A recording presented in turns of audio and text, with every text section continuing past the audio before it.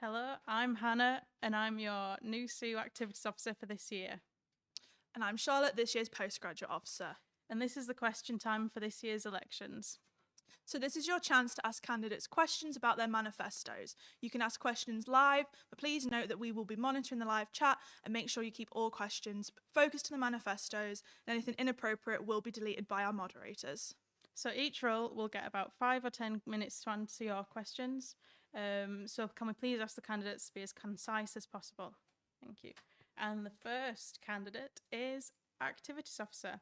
So the first candidate is Dylan Deering-Williams and Harris Nadeem Bashir. I don't think Harris is here, so it's just Dylan, and we're going to ask Dylan to do a 20-second opening statement. So Dylan, over to you. Hi, I'm Dylan. I'm a fourth year maths student, currently looking to be your next activities officer. I've spent the past 2 years as execs on societies, so I feel I know exactly the support societies need when we're hopefully coming out of a pandemic next year. Cool, thank you, Dylan. And because Harris isn't here, we'll just go straight to the questions. So the first question is, the activities officer must provide training for all society executive committees. What are your priorities for training if elected? Over to you, Dylan. So I think one of my main priorities for training, especially going into next year, is giving them an extra hand and more advice when it comes to planning in-person events, because I think handovers this year are unfortunately going to be very lacking in terms of advice in this department, because obviously we spent an entire year online. So making sure society is able to run safe and successful events is going to be very important, and I think I'll be able to help with that by focusing training on that. Cool, thank you, Dylan. And the next question, and the last question we have for the activities officer is, a large part of my role is resolving conflicts between society members and committees. What experience do you have of this, and how familiar you are with NUSU values and principles when it comes to these issues? Dylan. Well, I'd say personally, I do have a bit of experience just dealing with disputes between people, obviously not on a professional society level, but I do think I've got lots of transferable skills in that department. I won't go into any details of naming names. I feel I'm roughly clued up on the principles and values of the SU after being involved with societies and execs for 2 years now. So, yeah. Brilliant, thank you, Dylan. And that's the last question we have for the activities officer. So the next role is the athletic union officer. And the candidates we have for this are Fergus Mainland and Tom Innes. So I would like to invite Fergus to do his 20-second opening statement, please. Thanks for having us for this question time. I really appreciate it. Hi, I'm Fergus. I'm running to be your next athletic union officer. And if elected, I'll reignite passion and participation amongst our university community. There's a number of ways I wish to do that. And one of those is with a doors open weekend, getting everyone involved with taster sessions right across campus. I want to see students have easy access to a sports psychologist. And I want to introduce Team Newcastle supporters kit, because Team Newcastle is not just about our student athletes, but it's about the whole student body coming together to celebrate our fantastic sports teams. So now that the polls are open, head over and vote Mainland #1 for Athletic Union Officer. Thanks, Fergus. And Tom, would you like to do your 20-second opening statement, please? Hi, I'm Tom Innes, and I'll be running for your Athletic Union Officer as well this year. My goal is to bring back the joy and the fun of playing sports after the long intermission that the pandemic has caused. I've made lifelong friends playing sport here at Newcastle, and I want everyone else to have those same opportunities and enjoyment out of it. As my time as a captain, president, and on the AU executive this year, I reckon I'm ideally suited to bringing forward your views and your voice to make the student experience even better. Brilliant, thank you, Tom. So the first question for you both is, after a year of hardly any sport, what do you plan on doing to make sure that new and existing students are aware of the sport opportunities we have at NUSU and Newcastle University? Tom, shall we go to you first, please? I think it's just all about getting information out there to the freshers. If that's just little leaflets, information in their sort of freshers packs, getting them into their halls of residence, and so when they move in, there's the information straight there about when sport's happening, when you can sign up, where you can find it online. That's crucial, because if without next year coming into engaging with sports in Newcastle, a lot of the sports clubs will suffer with not having enough players to participate in them. Cool, thank you. Fergus, do you have anything to say?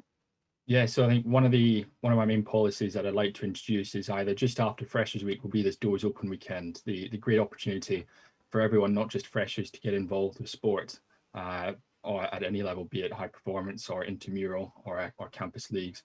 And I think to keep the whole community engaged, I also want to have a weekly email going out to the whole student body, not just execs on sporting committee, letting them know when fixtures are, if they're at Newcastle and our sports fields, what time they are, and various links to social media pages as well. And that way we can help engage the whole student community and get people down to the pitches involved with our sports teams. Thank you, Tom. Fergus, sorry. So this question's just for Tom. During the debates last week, Tom made a sanest comment trivialising OCD. Have you had a chance to reflect on this, Tom, and do you have any comments about it? Yeah, to start with, I apologise. I'm very sorry. I didn't mean to trivialise it. At the time, I didn't realise it was wrong. Since I've gone online, I've done some reading. I've realised my mistake. I've learned from it, and I apologise for doing it. But I made me a better person now as a result. Cool, thank you, Tom. And the next question is for both of you. So how do you both plan on helping specifically the smaller clubs at Newcastle who may not have as many members or as many resources? Fergus, shall we go to you first? Yeah, I think it all comes down to great communication between these smaller clubs, understanding what the needs are, reaching out to them. And I think early on, if I'm elected, I'd like to go out to these clubs, speak to them, ones who I haven't had the opportunity to experience. And as I said, find out what their needs are to help ensure that they've got strong foundations to build success year upon year, be achieving national level results, or if that's just getting as many members as possible through the door, then I think that's got to be the main thing, opening up great communication avenues and working together to make sure we all achieve the goals that we want to. Brilliant, thank you, Fergus. Tom? I think I agree with Fergus on some of the points there. Going directly to the clubs and asking what they need, getting their direct feedback, but also working with the courier and other sort of media outlets such as the boards in Luthers and around NUSU to give them that extra sort of advertisement and spread their word about these smaller clubs so more people know about them, they get their greater exposure. Thank you, Tom. And this is the last question for both of you. So neither of your manifestos go into much detail about making Newcastle's sports clubs inclusive to people from all walks of life. Is making sure that Team Newcastle is inclusive for all students going to be a focus for either of you?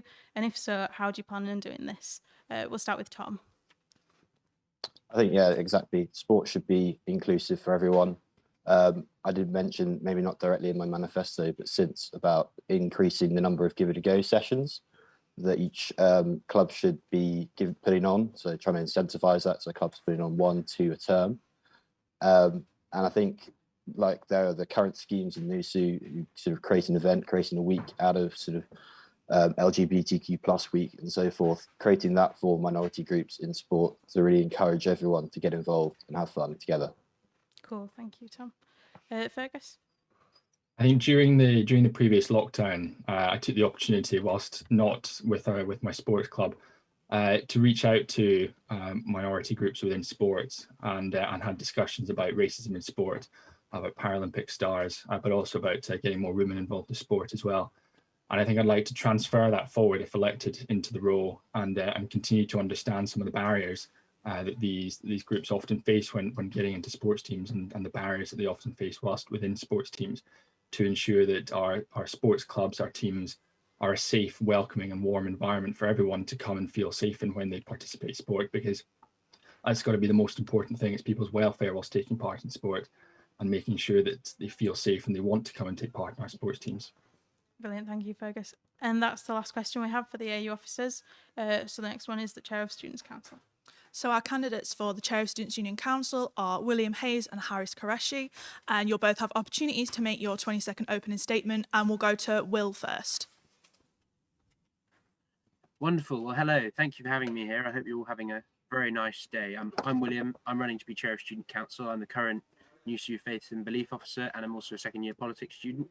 I believe that, Chair of Student Council is a role that requires fairness, dedication, and a willingness to articulately communicate with the union and those who attend council. Now, to construct a healthy and exciting debate, a chair needs to be dynamic, obviously has to mediate fairly and with a certain amount of lenience, and needs to also allow multiple people to express different views so that we get a broader plethora of the opinions and understandings within student council when voting for and debating motions. Thank you. Okay, great. Thank you, Will. Harris, if you're ready.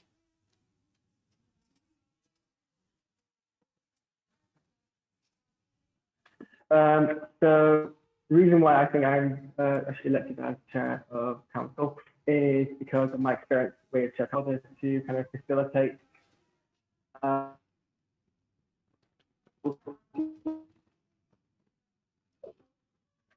Harris, you have broken up a second there. Okay,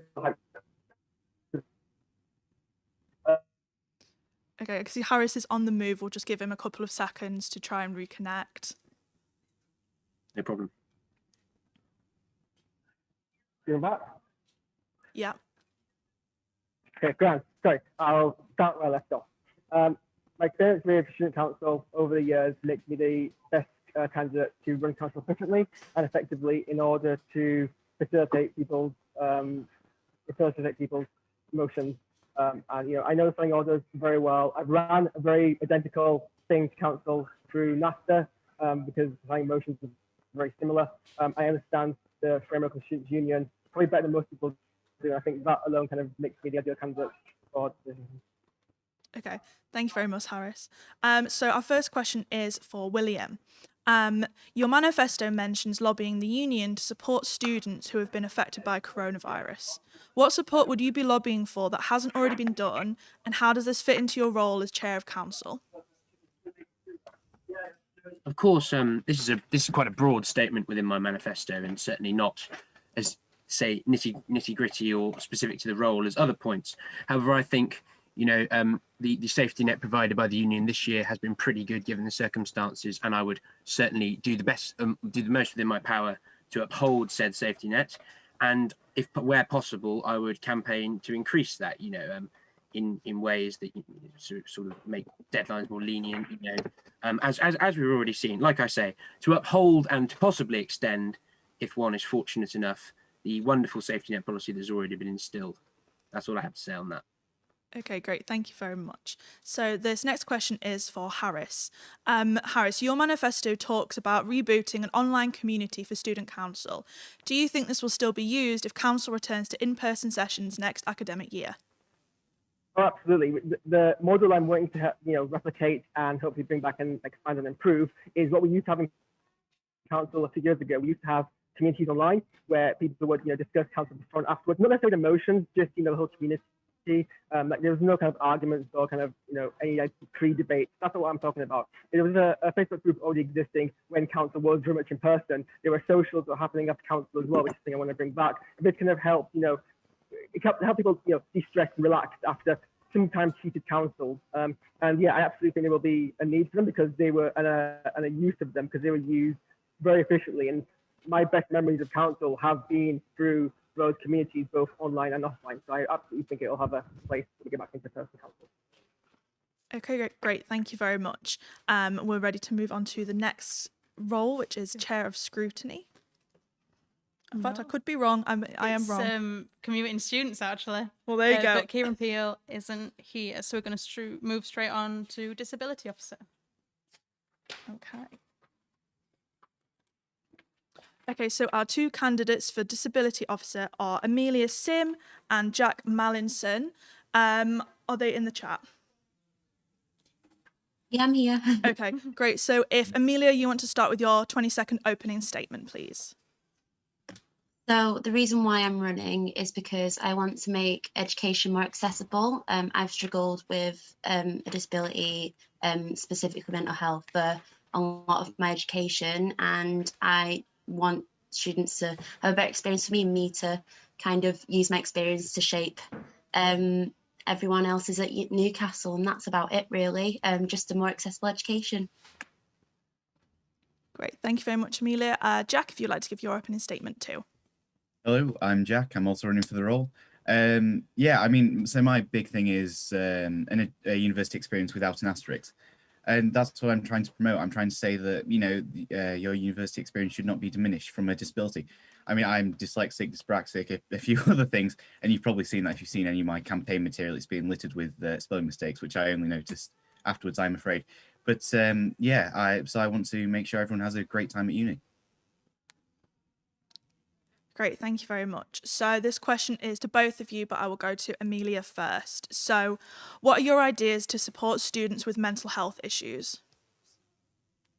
So what I plan to do is a at least semester review of support student plans, because basically I am an EDI rep for politics and IR, and I know a lot of students there haven't been receiving redrafts of their student support plans, and they're already being outdated even from the beginning of this year.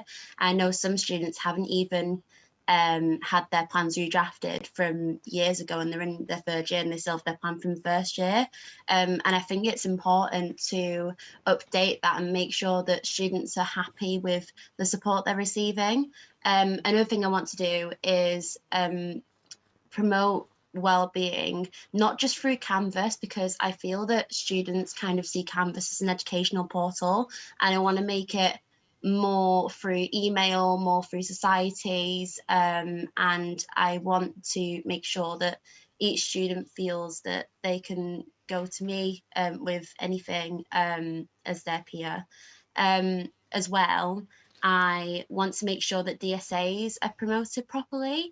I know that my disability student allowance really helped me. This is my second time in university. I attended Sheffield last year, and I did not get through it. I lasted a month because I didn't actually have the support there. And the disability students allowance is absolutely fantastic, and it needs to be promoted more. More students need to know about it, and it needs to be directed as soon as possible. Other than that, just general promoting of well-being through university services and more care. Sorry, I know I'm rambling on a little bit, but when I joined uni, I felt very isolated. I'm a first year student, and I had COVID within 4 days of getting to the uni with no wellbeing calls. I let the university know months in advance about my mental health, and they didn't check on me, and I had to chase them up, and I don't want that to happen to any other student. So yeah, that's me in a nutshell. Sorry for rambling a little bit. That's okay, thank you very much. Jack, would you like to give your response? Absolutely. So I think what was really evident in my sorry, I saw the message in chat. So what's evident in my manifesto is I don't talk about the current pandemic that much, and that's because I'm quite hopeful that by the time we get back to September, that things will be back to how many people remember them, with the rollout of the vaccine. But so the two ways that I wish to engage with mental health as the disability officer would be firstly through raising better awareness of the facilities available, and secondly through a campaign to continue the destigmatization of mental health difficulties. Great, thank you very much. I've got one more question again for the both of you, and I'll come to Jack first for this one. So some disabled students have found online learning more accessible and useful this year, whilst others have found it more challenging. Do you think the university should continue to offer online learning after the pandemic? And if so, do you think it needs to be changed in any way? No, this is a really good point. So for my course specifically, the lecturers, or the department, I'll say rather, is not a massive fan of using things like recap, because they think it encourages people not to attend lectures in person, which might be a fair argument. However, I think that it should be pushed to be a mandatory policy to encourage recap, because this really helps people that, like myself, I mean, I can't, being dyslexic, I struggle to take down notes and what the lecturer's saying. So if there's a PowerPoint, for example, that's where I really struggle. So I think the encouragement of recap would almost, it would be the best of both worlds. It really would be a merger between both online learning, which some people have found really good, and in-person learning, which some people prefer. Great, thank you very much. Amelia? I think that students should be assessed on an individual basis, especially if the university knows they have a disability or a mental health issue. They should be contacted and kind of asked going forward from COVID how they would like to learn. I agree with Jack in the recap. I think recap is brilliant. I know I like to replay bits. Sometimes I zone out, and recap is amazing. And as well, I think make sure that captions are visible. I know some of my, lectures, the captions can be a little bit, if they're embedded in the video, they can be hard to read. So making sure that they're separate and that transcripts are available for students. I think the caption is very important, especially alt text. And just contacting students. I think seminar leaders and lecturers have a duty to contact students who they know have a student support plan in place and ask them what they want. Great, thank you very much. So they were our questions for the disability officer candidates. Thank you both very much. Thank you. Thank you. So the next role is Faith or Belief Officer, and the candidates are Alex Walker and Shah Yassine Ali. Are they both in? Just Shah's here today. So Shah, would you like to do a 20-second opening statement, please?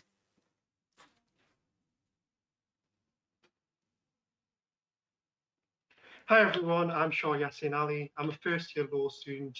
I'm running to be your Faith and Belief Officer. So if elected, I would like to tackle the mental health crisis facing students. I would like to work closely with the leaders of all belief societies on campus and ensure your voice is heard. I'd also like to conduct regular student voice surveys so I know what the student body wants me to do in my role, what views they want me to represent in my role. Thank you very much for listening.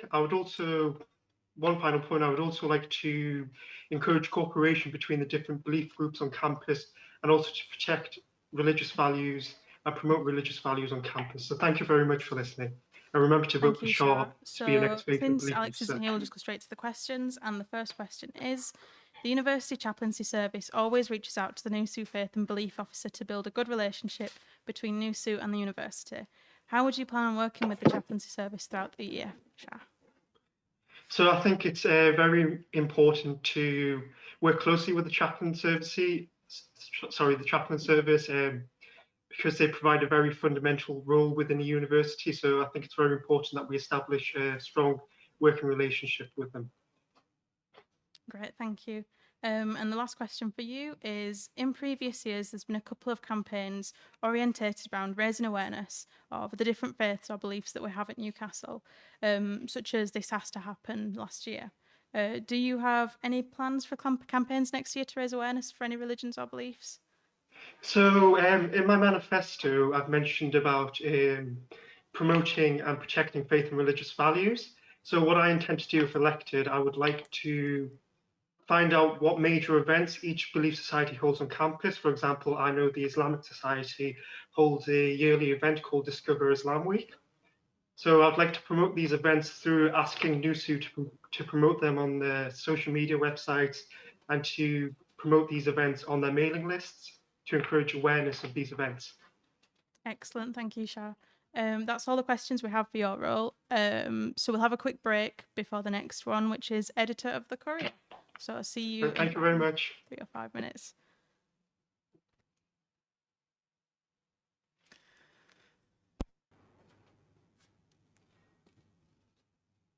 Hello and welcome back to the question time for the NUSU elections for 2021.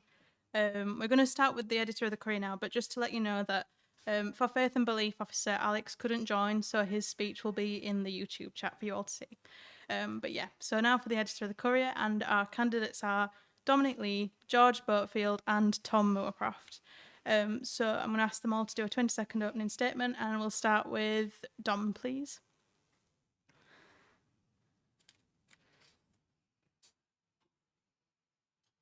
Yeah, please. Yeah, go for it, Dom.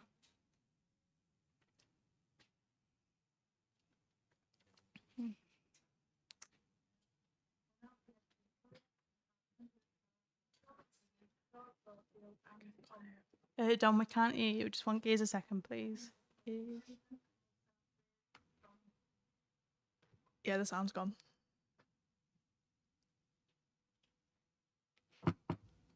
We're just having a bit of tech issues, I think.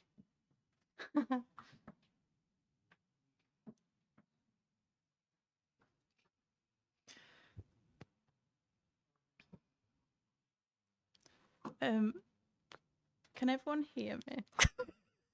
Doesn't help you talking really quietly. Dom, we might have to ask you to do your speech again if that's all right, just 'cause we couldn't hear you on our end. So 20 seconds again, if that's all right.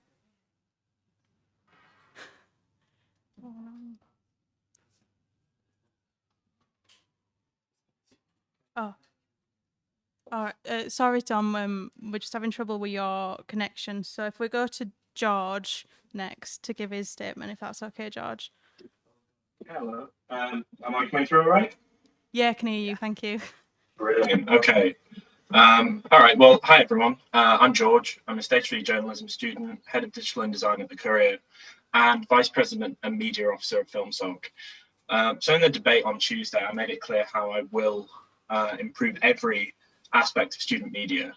But nevertheless, I have so much more that I'm ready to discuss. So hopefully today we can continue that conversation and make it all the more clear why you should vote Vote number 1 right now, because voting's open. Thank you, George. And if we go to Tom next, and then we'll try Dom again. So Tom, if you're ready. Yeah, no worries. So thank you very much for tuning into today's conversation. I think, as you can see from my campaign, I'm very much someone who obviously cares so much about the Courier. I'm really not afraid to do anything to show how much I want people to vote for me. But that's not anything from like a narcissistic perspective. That's just because I know how much I can do to improve the Courier. And the Courier's been so good to me in the past that I really want to keep it going in this general direction and lead it from the top. So if you do vote Tom Moorcroft, obviously 50p goes to charity, and voting's opened about 35 minutes ago. So yeah, thank you very much, and we look forward to today's conversation. Thanks, Tom. And we'll try Dom again. Dom, if you're ready. People hear me now? Apologies. Yeah, beautiful. Thank you. Oh, thank God. Okay. Hi, I'm Dom, and I'm going to be your next editor of the Courier. Central to my manifesto are representation and making the paper even bigger and better. So some of my key policies are having marginalised groups columns, dedicated space for open letters to the uni as well. I hope you can see from my campaign as well, like Tom said, that I'm hugely passionate, and if that appeals to you, then put a number 1 next to my name for editor. Thank you. Great, thank you. And this first question is for all of you. So some students feel there is a problem with cliques in the Courier and student media. How would you tackle these problems and help students feel comfortable getting involved? Dom, we'll start with you now we've got you. Yeah, that is a problem. I can see why people would think that there were cliques in the Courier, just from an outside perspective. I'm not sure from inside. I don't know whether the others will agree with me. I'm not sure that it is cliquey. I know it has been in past, but I think something that we can do to solve that is moving the writers' meeting to a more open and easy location where it doesn't feel so intimidating to come in and speak to editors as well. I would like to do more socials with both writers and editors, because I feel like that's something that's really helped in the past, and maybe even doing some writer-only socials as well. Brill, thanks, Dom. George? Yeah, so as Don said, we've started to make some moves towards more writer socials this year, which I would definitely like to continue. And similarly to Dom, like I think having a more open plan for meetings and things is better, which is kind of what I'm wanting to do with student media afternoons, where it's not just the Courier, like it's every aspect of student media, so there's something there for everybody. And I think that there have been cliques in the Courier, but I feel like that's been improving year by year, I think. And I think with student media afternoons, with giving the attention to NSR and NETV that they deserve, and indeed to all student media production projects, I think a lot can be done to fix that issue, because it is an issue. Like, and it would really help with the student experience and students getting involved. Great, thanks, George. And Tom? Yeah, so I think like George is saying, you know, obviously the idea of there being like certain like groups that are perhaps not communicating with other people in the Courier, it's something which there has been in the past, and I like to think that we were on track to kind of eradicate it this year, and then obviously COVID's kind of been a bit of an issue because we're not really in the office anymore. I would say that I think we currently have like anonymous feedback forms. So if there was someone who did feel uncomfortable at the Courier and felt that they weren't being heard, they can obviously relay that to the editor, and that's something which we obviously want to keep on next year. But just to mirror what George was saying a little bit in terms of socials, I think there've been a lot of great social over this last year, and it's a great opportunity to get to know people. I know when I first joined the Courier 3 years ago, however long ago it was now, obviously you do feel a bit apprehensive, and it is quite, for some, an intimidating environment. But once you get to know people and get comfortable with them, you know how welcoming and comfortable it is. So yeah, just perhaps trying to get that out there and letting people know that, you know, we're not afraid. If they do want to send some anonymous feedback and let us know that they're struggling, that's completely fine, and we can work to make it a much brighter place. Brilliant, thank you. And this question's from YouTube for all of you. So a lot of your policies are quite similar. What makes you most able to deliver them? And we'll start with Tom. I do see what you mean in terms of policies being similar, because I think obviously we've all had quite a similar experience of student journalism, you know, and obviously I think the fact that we have some similar policies just goes to show that we're quite aware of some of the leaks in the Courier and how, you know, we can work to make it a better place. You know, a lot of us striving towards greener formats for the Courier. I think well-being especially has been, for me, quite a big one. So yeah, I'm not necessarily concerned by the similarities in our manifestos, because I think it just goes to show how like-minded we are in wanting to get a lot of change for the Courier next year. Cool, thank you. And Dom? Yeah, I kind of agree with Tom. I mean, there are some similarities across our manifestos, but I think there are also enough differences to distinguish us from each other. So I think one of the distinguishing factors of mine is that I've got some dedicated representation-based policies, such as my marginalised groups columns, which will offer a space for marginalised students to you know, say what the issues in their communities are and the issues affecting them. Another one is my dedicated space for open letters to the uni. I feel like that's something really important, and I feel like having it in the Courier would open it up to more people as well. And I think a lot of the content-based policies that I have are quite unique as well, like having a new satirical section. The dedicated digital design team would be really good as well. It would make our articles a lot more colourful, and also I have a really good, well, I feel like it's good anyway, my climate policy. Thank you. And George? So, following on from what Dom was saying, there are a few similarities, yes, but like, for example, Dom wants to introduce the digital design team, but I'm wanting to actually provide facilities for that with graphics tablets. And I, additionally, on top of that, I'm the only person that has mentioned NSR and NUTV about redistributing the funds so everyone gets an equal share, about the student media afternoons, about reducing the animosity between the three branches of student media, and making sure it's pleasant for everyone. On top of that, I'm the only person that is committed to notifying students of when articles are censored and resisting that. And I've made a deliberate point to put that on my manifesto. On top of that, NUTV office is a big one. Student media afternoons, as I've said. Yeah. Great, thank you, George. This question's also from YouTube for all of you. So looking at what Ella's done this year, what would you like to change and what would you like to maintain? We'll go to Dom first. I think Ella's been fantastic this year, and I think one of the really good things that she's done is that she's kind of integrated the Courier with the rest of the SU in the form of campaigns. So I feel like Feel Yourself February, I went on that podcast with her and Nadia, and I thought it was fantastic. I think the whole campaign's been really good as well, and it's highlighted a real issue, not just in the student community but in society in general. And I feel like the Courier can do a lot more in terms of that, in terms of supporting campaigns. I feel like that's kind of what student media should be. It should be highlighting issues in student society and working towards eradicating them and making them better for people. And I feel like the relationship section has been a real bonus as well. It's an area that we hadn't really covered in past, and I feel like it's definitely covered a gap in the market. And I think it would go really well with my speed dating idea as well. Cool, thank you. And Tom? Yeah, so I mean, just like you two sprinklers right now, obviously at the start of this year, you kind of faced probably the toughest year of your lives, really, having to appreciate that there's a pandemic going on and having to adapt to it.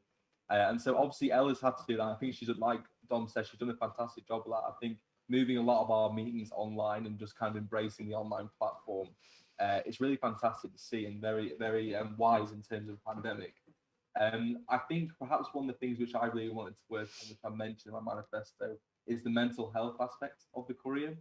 I think that for a while now, we're well overdue having dedicated welfare training for senior editors to then display onto lower level editors of the courier. Because I think, for example, in my second year of university, there was a time when I was feeling down. I went to the courier to help me, and they did help me.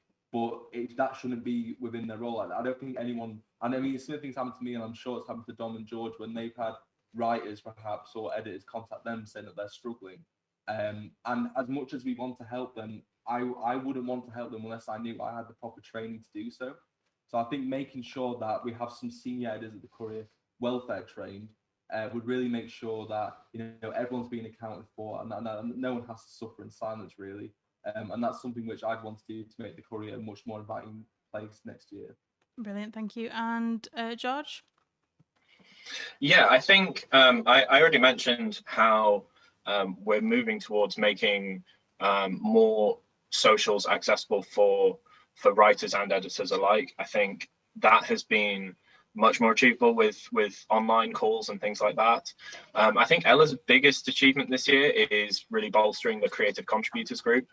And I think, as I said before, my addition of graphics tablets to the equipment sort of library of student media would really mean that people that wanted to do creative contributors, had the skill set perhaps, but didn't have access to the equipment, could then come to the office, come to any of the offices, NSR, NUTV, or the Courier, because there will be one graphics tablet at least in each office, and get involved and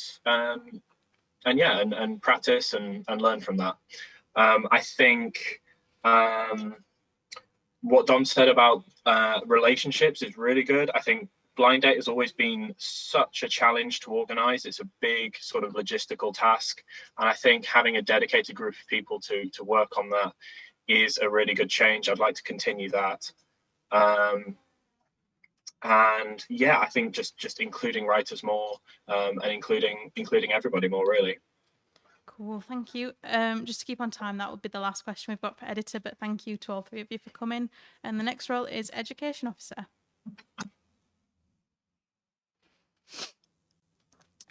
Okay, so for education officer, we have 3 candidates. They are Landa Velasquez, Livia Scott, and Sam Groves. And I'm going to go to Landa first for your 20-second opening statement, please. Hello, my name is Lander and I'm running to be your next education officer. Throughout my campaign, I wanted to promote that academia and well-being are tied together, and we should all remember this. My main points include increasing the number of self-certification packs, implementing compulsory training for personal tutors, spreading academic software across the university, providing students with tips for the competitive market, and including drop-ins to ensure the student voice is heard. Thank you. Thank you very much, Landa. I'll go to Sam next. Hi, I'm Sam, a 4th year psychology student, and I'm dedicated to taking preventative action against the wellbeing problems that students face by making study more social and less isolating. This is alongside fighting for high quality assessment guidance to help you get the grades you deserve, making support from staff and tutors more reliable, making it easier than ever for students to raise their voice and get their desires heard. Thank you, Sam. And finally, we'll go to Livia. Hi, I'm Liv, and I'm running to be education officer. My main priorities are reducing the impact of COVID on our studies, raising the student voice and putting that at the centre of everything that we do, improving your academic support, so including making personal tutors more accessible, helping putting wellbeing and working alongside the welfare and equality officer, because wellbeing does intersect with education all the time, and just keeping students at the centre of everything that we do. Great, thank you very much. So our first question is for all of you, but I will go to Sam first. So one of NUSU's campaign priorities this year has been decolonising NCL. What do you think about decolonising education, and would you want to continue this work? Yeah, I think it's absolutely something that should be continued, because at the end of the day, this is something that makes other students feel more represented and understood within their own communities and within the university. And I think this is really important as well, to make sure that in a way it helps also tackle some entitlement that prevalent in some of our students. So I think continuing this work is really important because it helps foster the kind of environment and community that our students will want to be in, regardless of what our background is or what our personal beliefs in history are. Because at the end of the day, I think that's something that's really important to help students want to learn, is that they feel that the curriculum is something they can engage with personally and believe in the values of. Thank you, Sam. Livia. Hi. Yeah, decolonising the curriculum is definitely something I want to continue. I've had quite a few discussions. I think as a history student, it's definitely been on everybody's mind. I've had quite a few discussions with my tutors about this and like done different essays on how we do it and how we can do that in other fields. And I think it's definitely something that I want to continue. I think the Shaping Futures talks that you guys have organised this week is something really great. I think like being able to hear like working class students and talking about decolonising the curriculum and people's experiences is definitely something I want to continue. I'm open to students' feedback, and if there's certain things they want to see specifically in terms of decolonising the curriculum, I definitely want to see put those in place. But I think, yeah, decolonising the curriculum is definitely something. It's been an issue for a while, but I think the summer has kind of really highlighted that universities, particularly Russell Group ones like ours, have a real responsibility to continue that work and set an example, especially as we are a pretty white-dominated uni, generally speaking. I think that is something that we definitely need to continue, and it needs to be more than just token figures like statues and renaming things. It needs to be not just one blanket policy, it needs to be top down in every school possible. Great, thank you, Livia. Landa? Yeah, as I said, kind of like in the debate that we had last week, one of the campaigns I wanted to proactively continue promoting throughout the next year, it was decolonizing UK, because decolonizing Newcastle, sorry, because I think that is a key part in trying to like help kind of like reduce the attainment gap that it currently exists through marginalized groups of students, but and also around LGBT students, that some of the people are trying to like research now as well. And I do think that decolonizing the curriculum is really important to kind of like diversify how we are being taught, the amount of like the, sorry, and kind of like the, oh God, sorry. Yeah, just the content. I'm sorry, that's what I want to say. Just the content that we are being taught, and also kind of like to diversify this in order to give these people from the marginalized communities more voice, in order to help to sustain, not sustain, but like kind of like bring down the attainment gap that currently exists.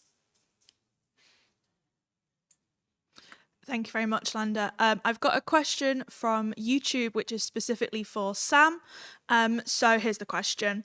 Sam, on your social media, you've spoke about reducing the workload of independent study. At university, it is an expectation that you work independently, and due to the variety of courses we have at Newcastle, this will look different for everyone. So, how will you monitor this, and what is your response to students who actually prefer to study independently? So I think that when I refer to reducing independent work study and workload, I'm referring to my proposition for more module study groups. I think there should be at least one per term, one module per term, in which you have a study group you can meet up with on a regular basis and discuss your independent reading. Like, it's really important to note that this does not stop students doing independent reading. And in fact, independent reading that you would have been doing anyway is often a prerequisite for turning up to these meetings. You turn up with one, for example, in my group, we turn up with one paper from the past 3 years that's relevant to the topic of the lecture that we just went to. What this does is it means that in addition to doing that bit of independent reading yourself, you get exposed to more learning that the other students have done themselves. You get exposed to their study also. So what this means is that you have a richer amount of independent study, so to speak, because you get to share it with other students, learn from them, at which point you can use that as a board to step up and off into other independent reading. You can decide to read the papers they brought yourself more personally, more deeply if you want to, or you can just know it's there so that one day it can be a useful resource for you. So what this allows you to do is definitely reduce your workload if you need it for the times that sometimes there is too much work to do, then this provides students a reasonable mechanism by which that they can share workload to some extent or benefit from each other, but it does not prevent anybody from being able to do independent reading by themselves or go above and beyond what they would want from their study group anyway. Okay, thank you very much, Sam. I have a question specifically for Landa. In NUSU's SOS campaign, which is running throughout the academic year, we've already implemented an anonymous feedback box. In your manifesto, you also discuss creating an anonymous feedback box. So what makes you feel yours will be different, or will you continue the one already available? I think that in regards to that, it will be kind of like a little bit of both. Obviously, like I will be kind of like open to kind of like continue the one that is being implemented, but kind of like maybe like tweaking it a little bit of like maybe the emphasis that I wanted to implement on mine. It was just to kind of like ensure that maybe like the two-way communication will actually happen, just to encourage that way of like communication that students get on that. Even if it is anonymous, even if even if some people don't want to really put their names on it, I think it's really important that this kind of like exists. So that's why I decided to like implement this and kind of like continue with how it was implemented and like this year. But I think that I wanted to add it kind of like as an extra to like the drop-in sessions that I wanted to include as well with everyone across the university in order to ensure that student voice is actually heard and kind of like taken accounting for in that way of communication to take it forward from that. Okay, thank you very much. We have one final question, which is for everybody, and we will go to Sam first for this one. So the question is, only Livia mentioned student council in her manifesto, and this is a key part of the education officer's remit.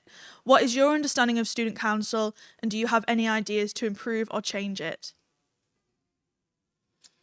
So my understanding of the student council is obviously that there are positions on the council for sabbatical officers, but also for the liaison officers.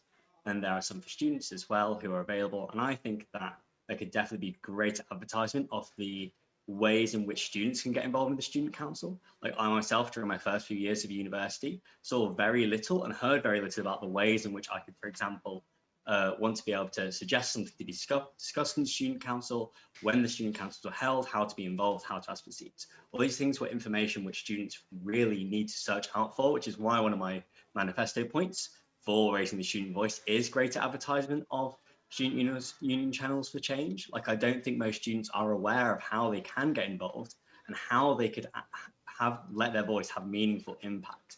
So I think it's really important that in order for the student council to be as strong as it can be, students understand how to use it, how to submit things to be discussed in these meetings, who to go to beforehand if they want to get support so they don't have to raise them themselves, all of these sorts of issues, because otherwise, essentially, it's not so much a student council as it is a council for the students who are already maximally engaged, which is not the majority of our university students, and we need to cater for all of them.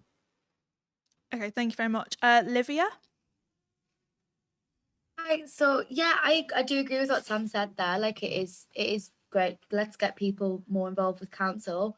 But in terms of practical ways of actually doing it, can't force people to be engaged. There is a lot on the NUSU pages already.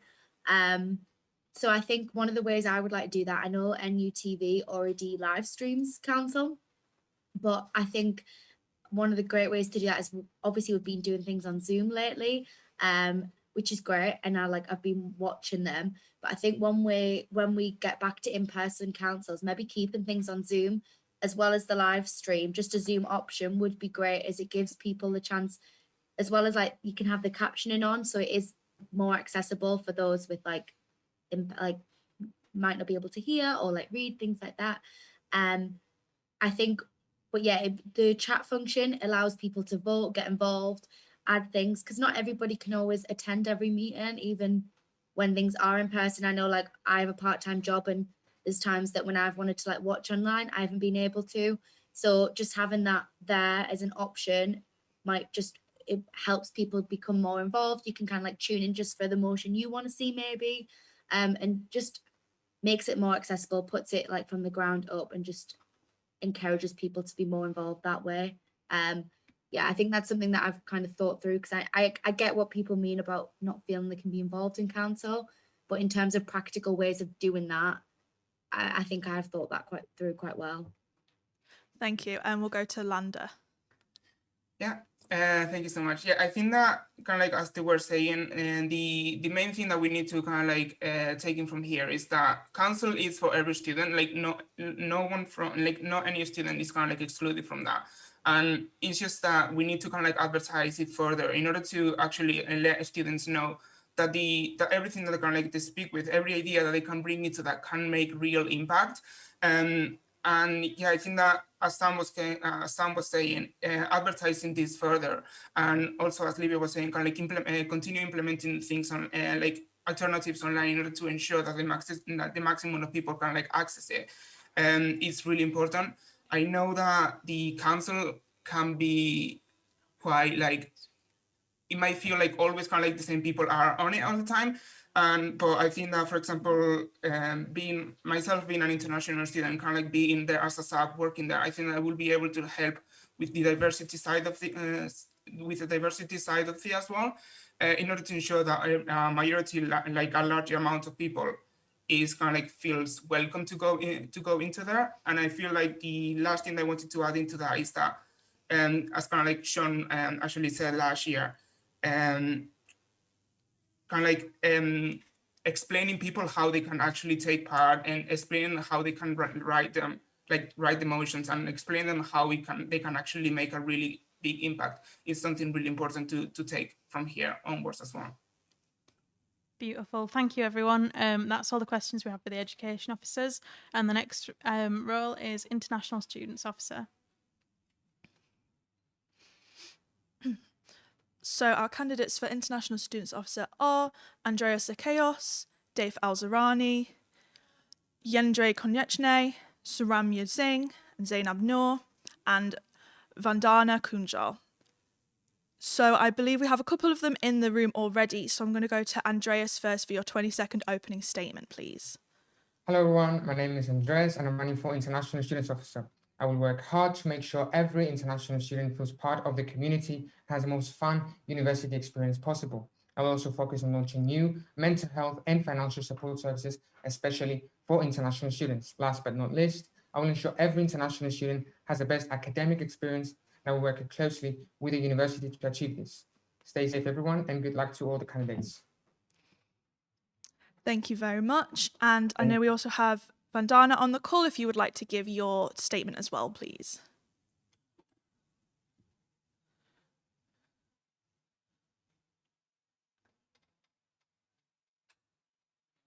I'm not getting any sound. Sorry about that. Hey everyone, I'm Vandana and would love to be your International Student Officer for the year 21-22. I have been the Treasurer and Social Media Officer for the International Society for this year, and we had our main aim to unify international students during the pandemic. You should vote for me because it's one of my many aims, and including greater inclusion of international students in the uni and ensuring adequate mental health support. And I intend to be your voice and advocate for interests, so vote Vandana for ISO. Thank you very much. And I don't believe that any of the other candidates are in the call at the moment. Who's coming? Suramya is apparently joined the call, so if you want to give a statement, feel free.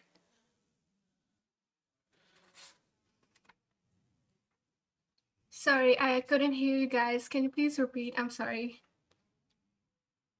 If you'd like to give a 20-second opening statement just to explain why you're running for the role and why you think people should vote for you, go ahead.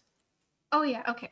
Hi guys, so I'm Suramya. I'm a second year BSc Honors Psychology student, and I'm running for this role with my partner Zainab Noor as a job share. And we're doing this as a job share because we think it'll be easier to handle all the workload if we work for it together, and it won't only be beneficial for us but also for you guys, because then we can combine all our areas of expertise and experience to help you all with all your needs. And also there's one more advantage to this, that like if one of us falls sick or is not available, then I think the other one would be available to help you with your urgent needs so that you don't miss out on anything. Thank you very much. I'm going to go into questions now. So these questions are for all of you. And for this first one, I'll come to Andreas first. So the question is, many international students have been unable to travel to Newcastle this academic year and may worry about making friends and finding their community. Do you have any ideas for social opportunities for international students?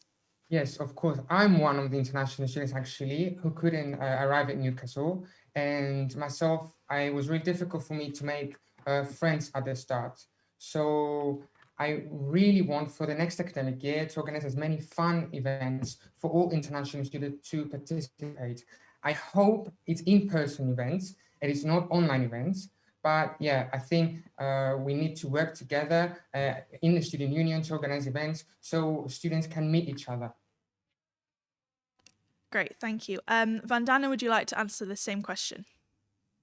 Yeah, I have been in the International Society this year, and we have actually organized a lot of speed friending sessions, which proved to be really successful because we got a lot of good feedback about it. So I've already got some experience about organizing virtual online events so that people could meet each other. And I would intend to do the same if we're not online. And yeah, that's it.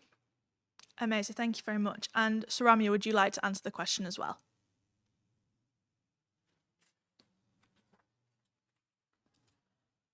I think you're possibly on mute, or maybe I'm having tech issues.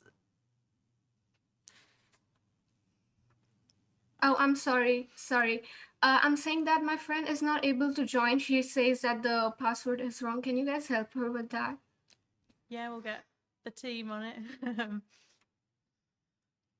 Sorry, I can't hear you guys.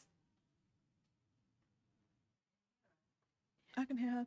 Yeah, we'll get someone to let your friend into the group now. Would you like to answer, or would you prefer to wait for her? Oh no, I would like to answer. Can you please repeat the question? I'm sorry, I can't hear. I don't know what's wrong. That's okay, don't worry. It's the joys of trying to do things online. So I'll repeat the question for you. So many international students have been unable to travel to Newcastle this academic year and may worry about making friends and finding their community. Do you have any ideas for social opportunities for international students? Oh yeah, sure. Well, we would like to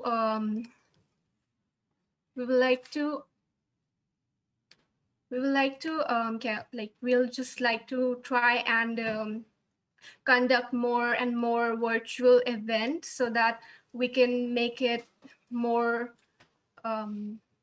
we can talk to people and just make them more. I'm sorry.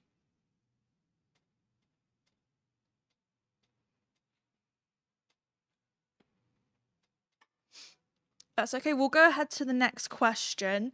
Again, this is for everyone, and I'll go to Vandana first for this one.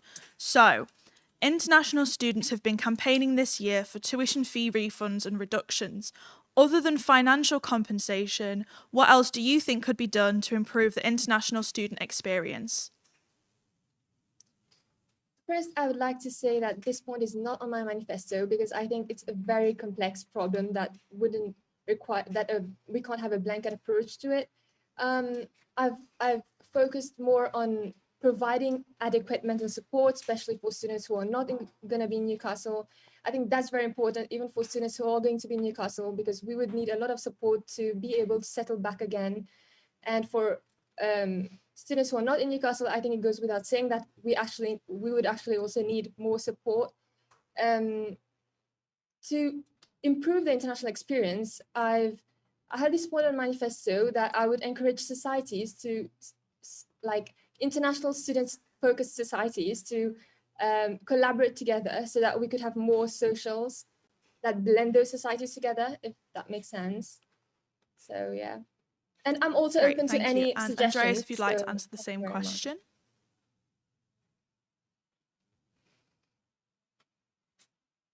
Can you hear me? Yes. Yeah. So as you said, tuition fees are something that we really need to talk about. But one thing that international students need the most, I think, is mental health services and support, especially during this hard time. Mental health is something that really affects international students, and we need to find services that help international students surpass any problems they have, adjusting to the new environment, especially during the pandemic. Great, thank you very much. And I think Zainab has just joined, so would Zainab or Saramya like to answer this question and let me know if you need it repeating as well?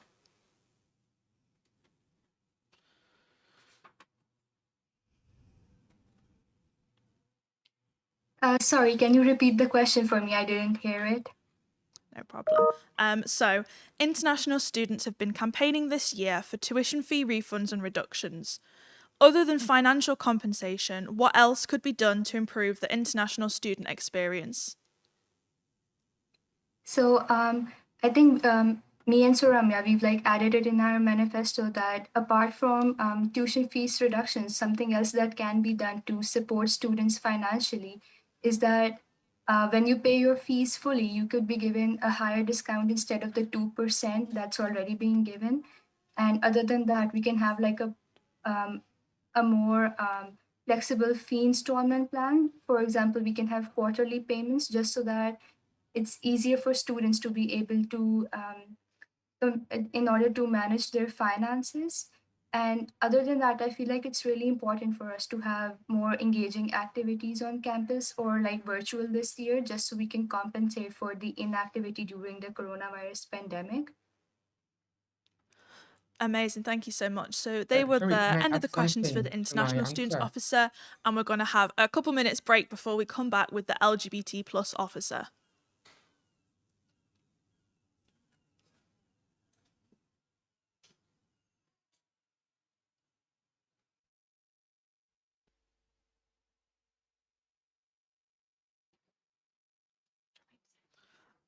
Hello and welcome back to question time.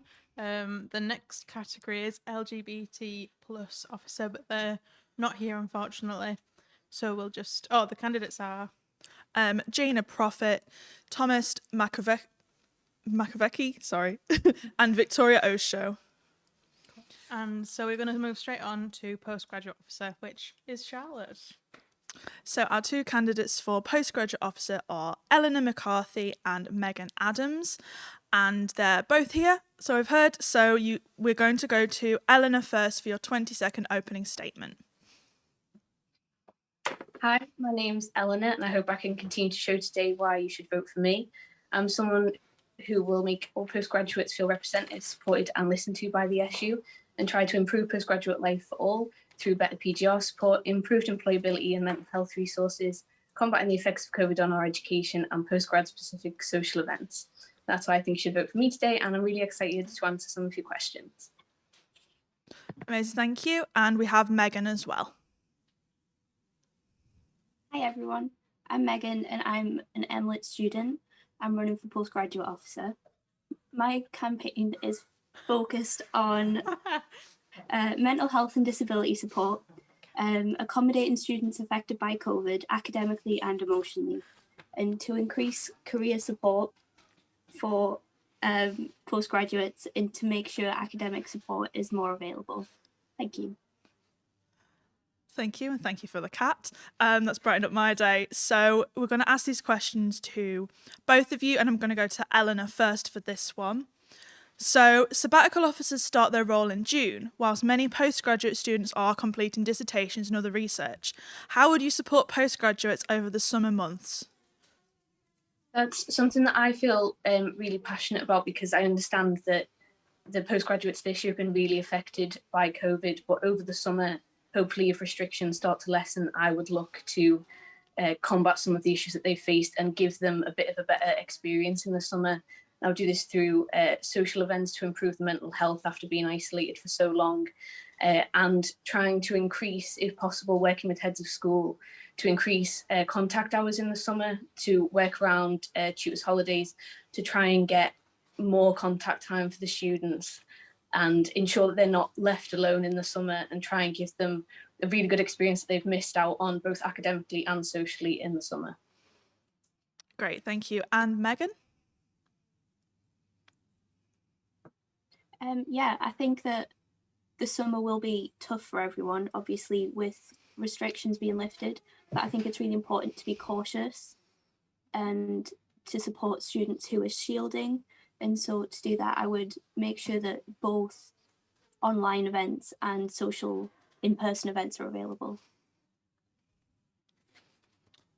Amazing, thank you. And again, these questions are for both of you, and I'll go to Megan first for this one and then Eleanor. So, international students make up a significant proportion of the postgraduate community. Do you have any ideas to specifically support international postgraduates? Part of my idea for social events is to create more integration between both international students, students who are new to Newcastle, and the rest of the cohort. I think it's really important that we make sure that students don't feel alone, especially if they're new to the area. Great, thank you. And Eleanor? Yeah, I think it's something that's really important, particularly with how isolated everyone has felt at the moment, with international students probably experiencing that more. So again, I would look to social events, but not specifically for international students, but specifically to integrate international students and English students, and try to make them feel more included and more welcomed, and just get that conversation going between different groups of people.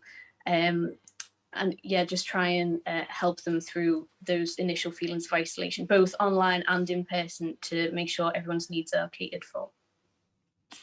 Great, thank you. And we have another question again to the both of you, and I'll go to Eleanor first for this one. Do you have any thoughts on how the university or NUSU could support postgraduate research students who've had their research activities delayed by the pandemic restrictions? Yeah, so as a PGT student, this is something I've had to look into quite a lot. And I'm sort of shocked by how PGRs have kind of been left behind in this whole process. So I would really fight to improve that for them in terms of extensions, understanding that time lost should be a justification for an extension, giving them a greater priority within their supervisor's workload, and getting the uni to be more vocal that they are on the side of them and not the university's own needs. So that even the bigger issues like funding from external sources and things like that, that the uni directly and the union might not be able to change, that just having that positive, we are here for you, we are a voice, and we're going to fight in any way that we need to improve your support, that will in turn hopefully help to solve the bigger issues as well. But it's something that will definitely be at the forefront of things that I hope to change as postgraduate officer. Thank you, Eleanor. And Megan, if you'd like to answer the same question. Yeah, I think this is really important. It actually happened to me with archives and not being able to go because of COVID. I agree that extensions are a big part of what we can do to help. And I think the greater understanding of the challenges that postgrad researchers are facing right now is really important.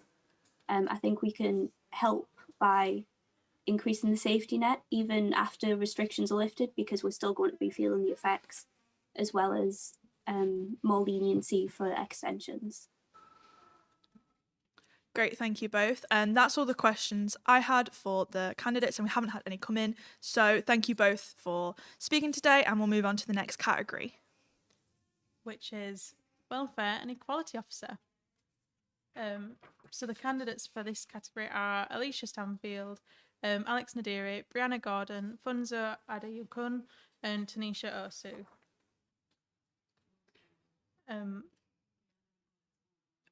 Brianna and Alex aren't here yet, but if we want to do opening statements first, we'll go to Alicia.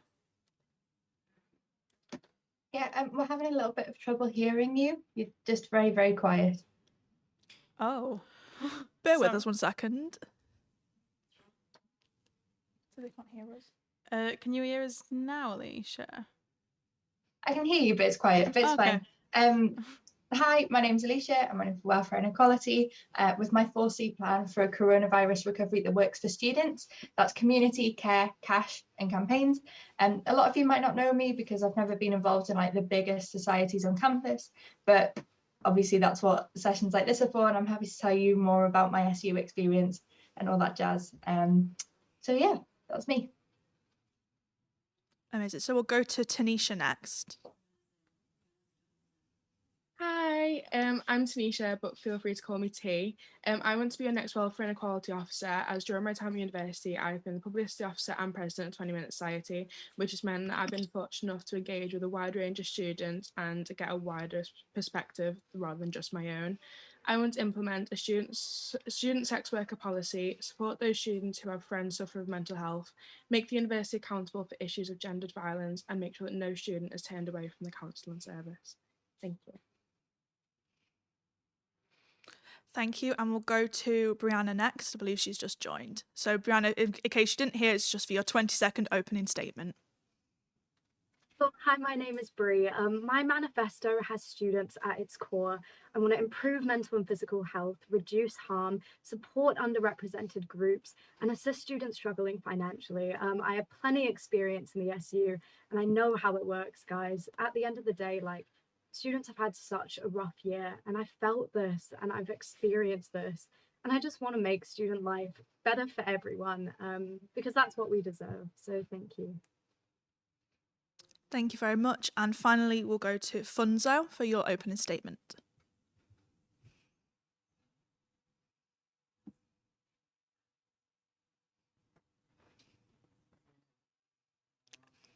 Just so you know, Funzo, you're on mute.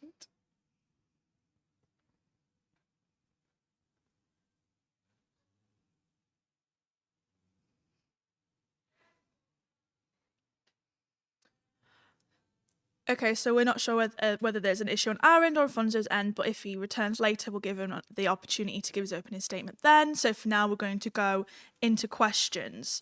And we're going to start with a question for everybody here. And I'll start by asking this to Alicia.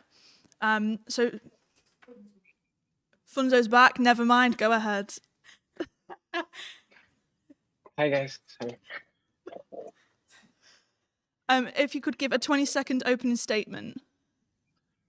I'm Funsho Patrick Adieko. I'm running for the Coastal Welfare and Equality Officer. Basically, I'm just here as an international student, and I'm thinking of improving the state of welfare because these trying times have actually made me realize something. So I feel I'm actually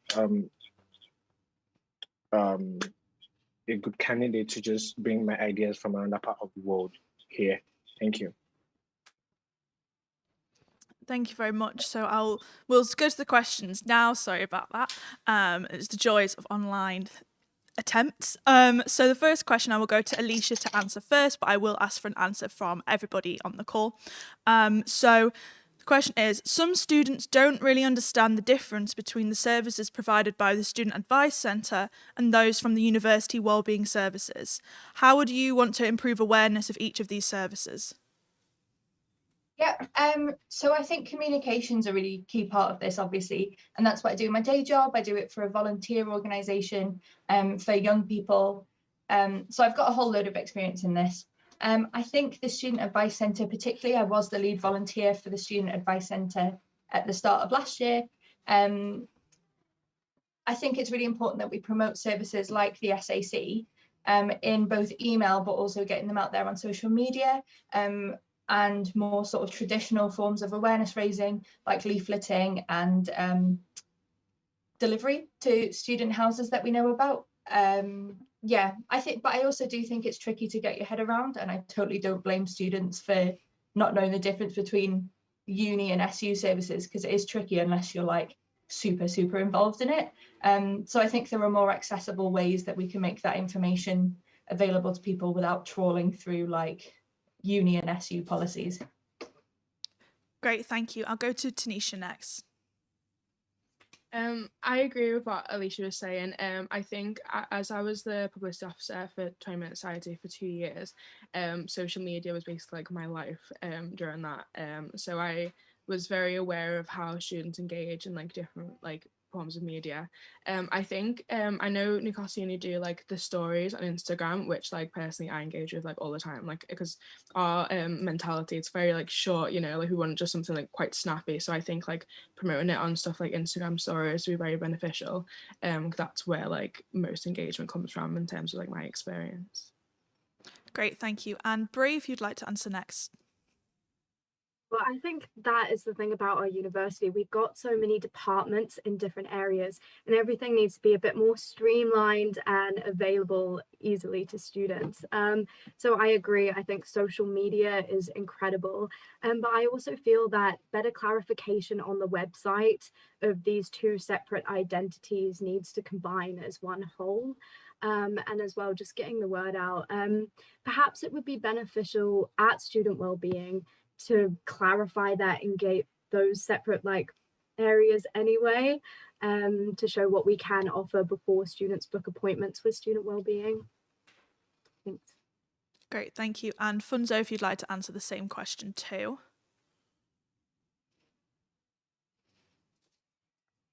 Oh, you're on mute, Funzo, again, sorry.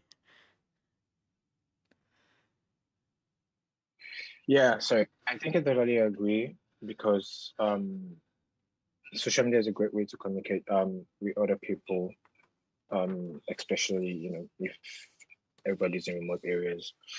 Like now, some people are in different countries still studying at Newcastle University, but I feel there's still so many gaps to bridge in this way. Yeah.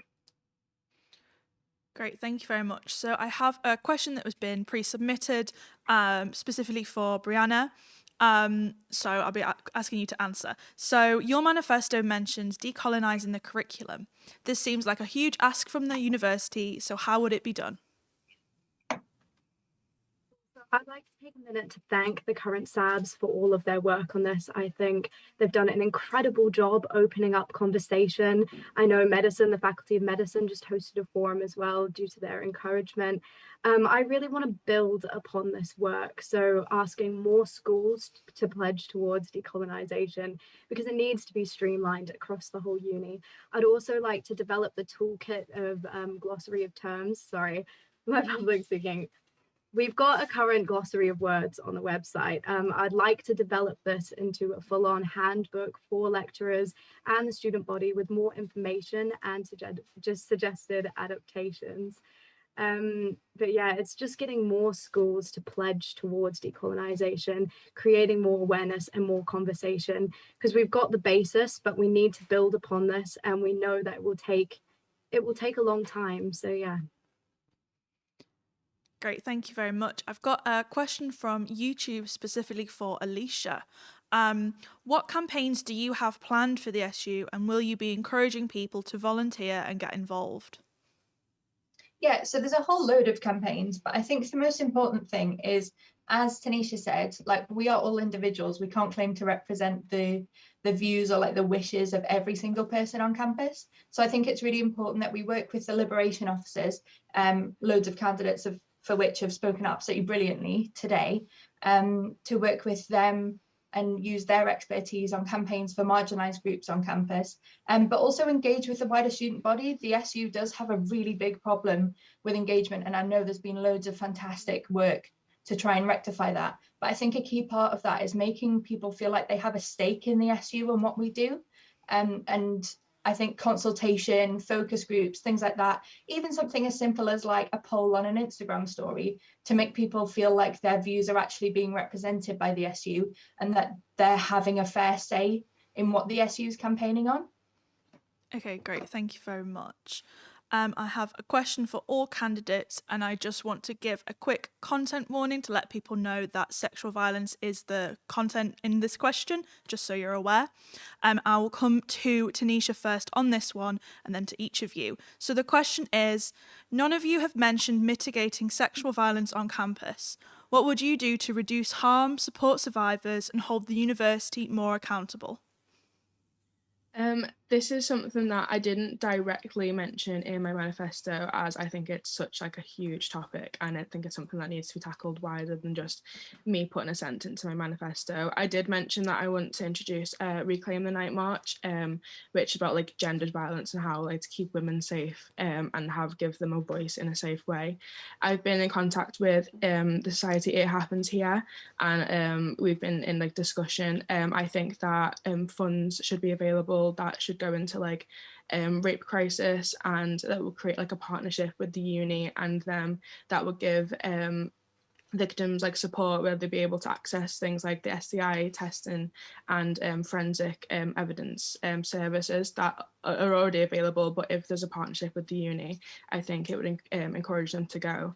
And I also think that introducing like survivor talks, like especially in like freshers like week when they get like all the talks from everyone, having like actual survivors come in and talk about their experience is more personal than just watching like a video online about consent.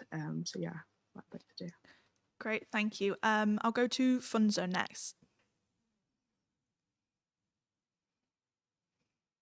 Yeah, so sexual violence on the school campus, I've actually not really taken much of a look at that, but I wanted to actually like talk about it on the manifesto. But I feel the school should actually, I'm actually going to agree a little with what Tanisha said, but the school should actually set aside funds for this, so victims will be able to access a whole lot of things that they don't have access to. And also we should try, and there are some victims that don't really have the abilities to talk, want to open up and all that. I feel we should be able to have more opportunities for them to reach out to people that they feel like they should be able to feel comforted, and they can come to us at any time. Yeah. Thank you. I'll go to Brianna next. Cool. So yeah, this is a big one for me, and as well, it wasn't explicit in my manifesto, but this is something quite dear to me too. I've heard horrific stories about people going through the wellbeing service and just being moved on to rape crisis, and I feel that this is a big issue. I would like to, under my 1-year package for mental health, bring somebody into the wellbeing team to be there to support students. I also feel that the university needs to be held more accountable, and I would like to enforce a zero tolerance policy. Guys, thank you so much for bearing with me today. I would like to enforce a zero tolerance policy towards sexual violence to hold the university more accountable. At the same time, I've also been talking to It Happens Here as well, and I'd love to do a campaign with them to create awareness and support for survivors. Thank you. Thank you, and I'll go to Alicia. Yeah, like the other candidates have said, I would hope that we're all agreed that this is a massive problem, and hopefully it doesn't differentiate too much between us as candidates, that we all know that this really needs to be tackled on campus. But also it is such a wide-ranging issue, right? Without going too much into my personal background, I know exactly what this is like, and like dealing with that kind of trauma throughout your degree, whenever said trauma took place. So there's really important things that we do need to do, like improving wellbeing support, like making sure that we have people who really know what they're doing and sorry, that's my phone, and are like specially trained to deal with survivors of sexual violence. But the other thing is that we really need to take like a holistic view of it. There are so many things that have been introduced throughout COVID, throughout the pandemic, that have helped people dealing with trauma, whether it's like present or from even before the pandemic. Things like no evidence PECs, things like schools and departments being more lenient on deadlines anyway, and theoretically increased access to wellbeing support. But I think people have been finding that really tricky while we've been online.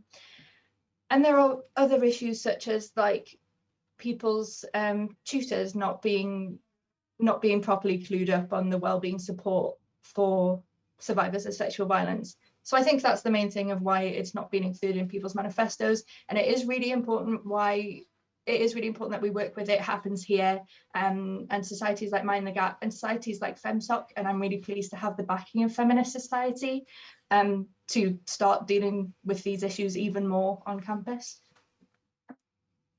Okay, thank you all. That was my final question for the Welfare and Equality candidates. So thank you all for answering the questions.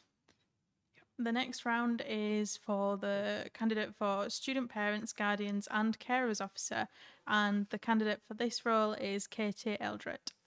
So Katie, would you like to do your opening statement, please? You've got 20 seconds. Yeah, I'm Katie and I'm running to be a Student Parents, Guardians and Carers Officer. So I have the lived experience of being a student parent, and the reality is such as that we're often underrepresented and overlooked. So my manifesto sets out proactive, and achievable policies that, used in conjunction with focus groups, really would put student parents' voices at the heart of all my decisions.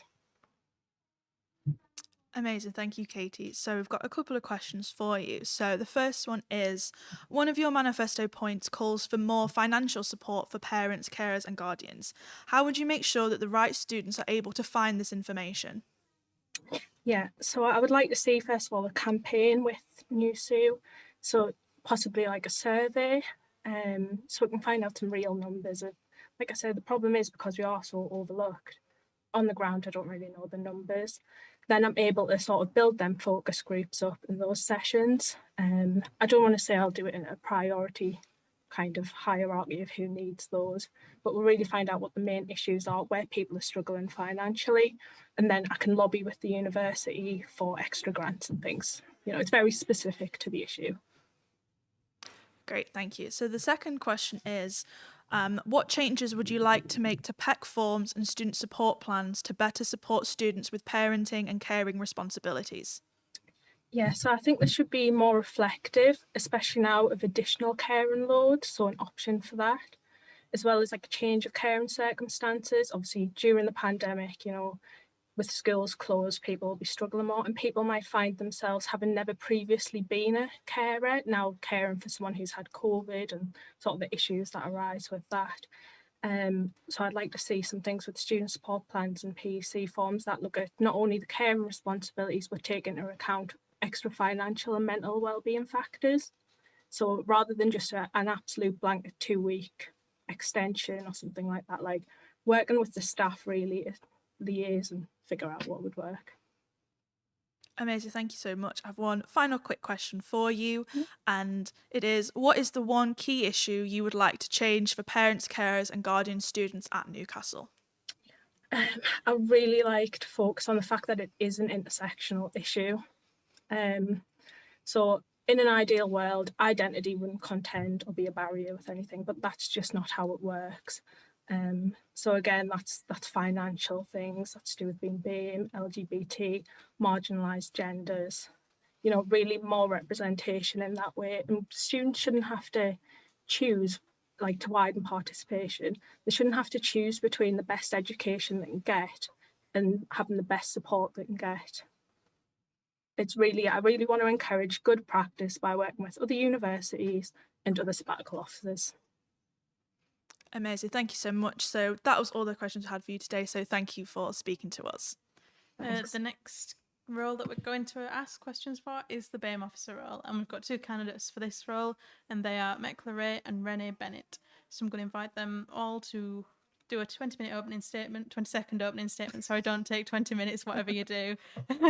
And the first candidate is Mekla, if that's okay. Sorry, did you say my name? I can't really hear you. Yeah, please, will you do a 20-minute opening statement? 20 minutes? All right, 20 okay, seconds, sorry. Don't do a 20-minute one. Okay, hi, I'm Mekla and I'm running to be your next BAME officer.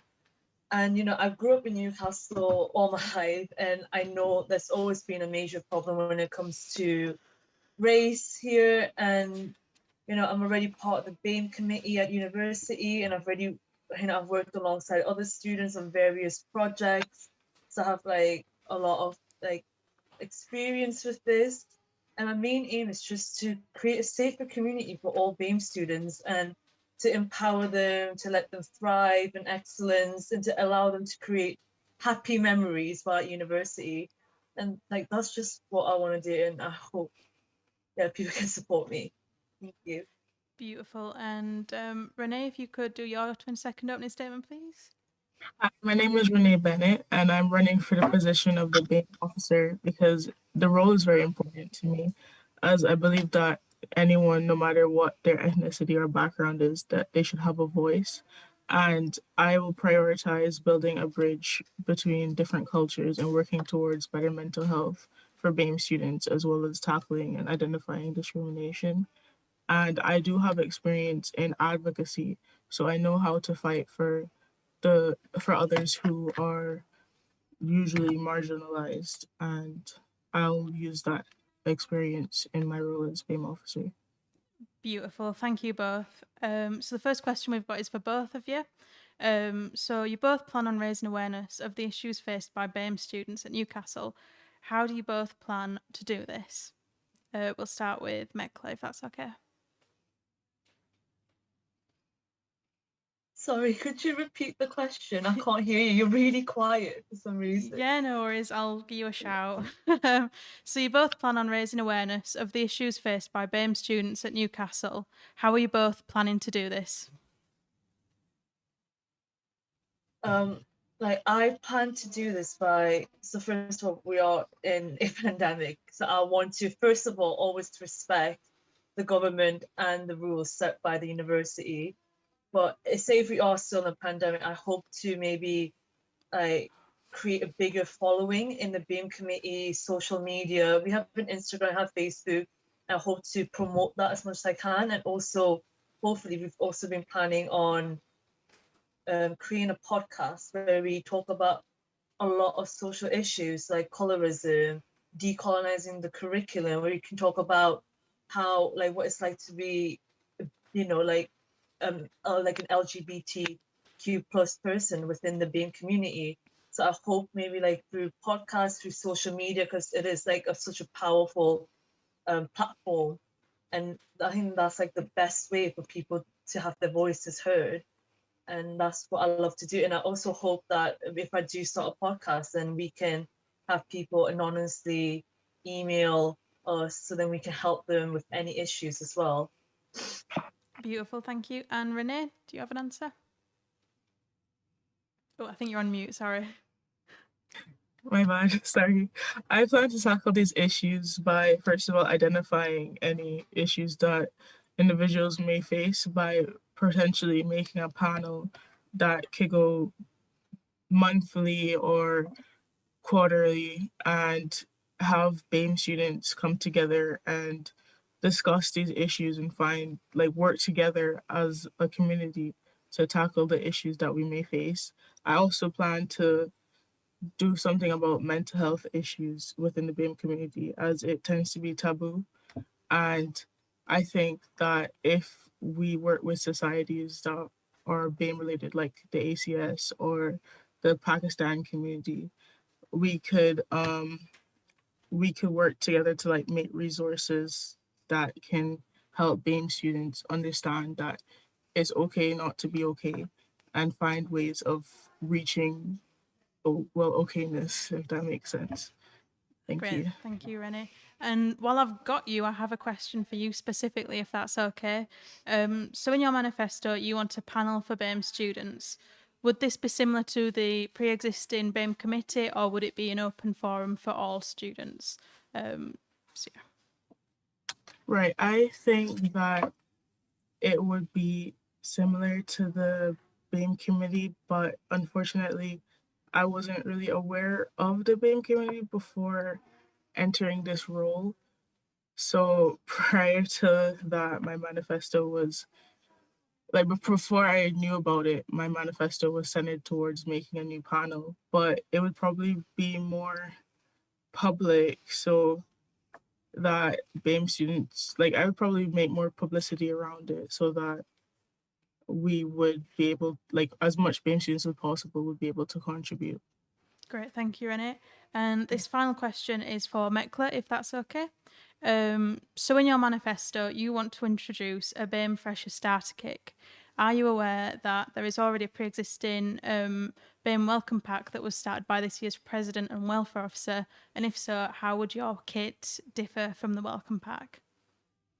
Yes, I am aware there is one. And I actually worked on a project with another student, and we were working, we were researching loads of, shops, restaurants that we can include, because I realized there's a huge problem with this. A lot of my friends who weren't from Newcastle, they didn't have a clue where to buy, plantains from, or they didn't know where to buy certain cuts of meat from, or they didn't know where they can go to eat proper authentic food.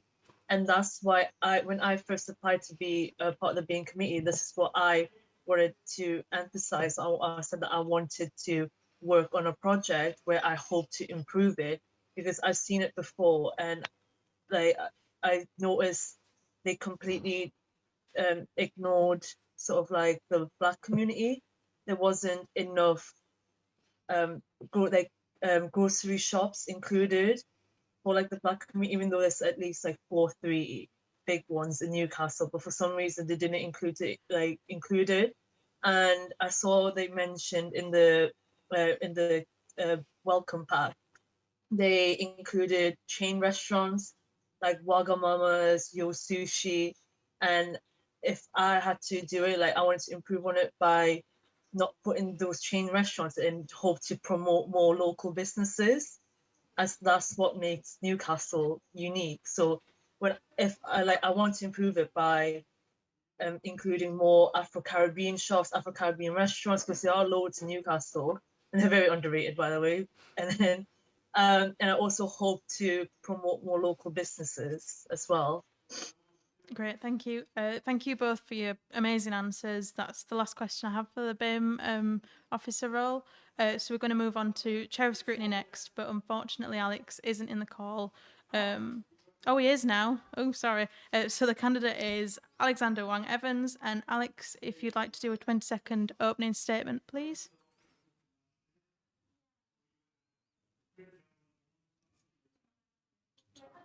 Hi, sorry, I didn't get that. Do you mean me? Oh, no, we're on a Chair of Scrutiny now.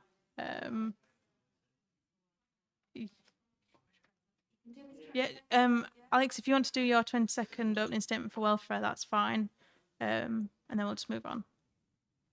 Okay, thank you very much. My name is Alex Nderi, and the way I will be solving the issues is to make sure that I garner for more support to our peer-to-peer programs, as well as our student societies, so that this will help me to identify all student issues promptly and make sure that I am able to address them on an individual basis instead of categorizing the students. So this will help me to be able to identify the financial issues so that no student is going to drop out of school because of lack of enough financial support to pay the tuition fees or the accommodation fees, and also to identify all the mental issues affecting individual students and to be able to address that. And if I'm not able to address that promptly, I will make sure that I will amplify that to the relevant personnel and also do a quick follow-up to make sure that all issues are solved and solved to the best standard possible.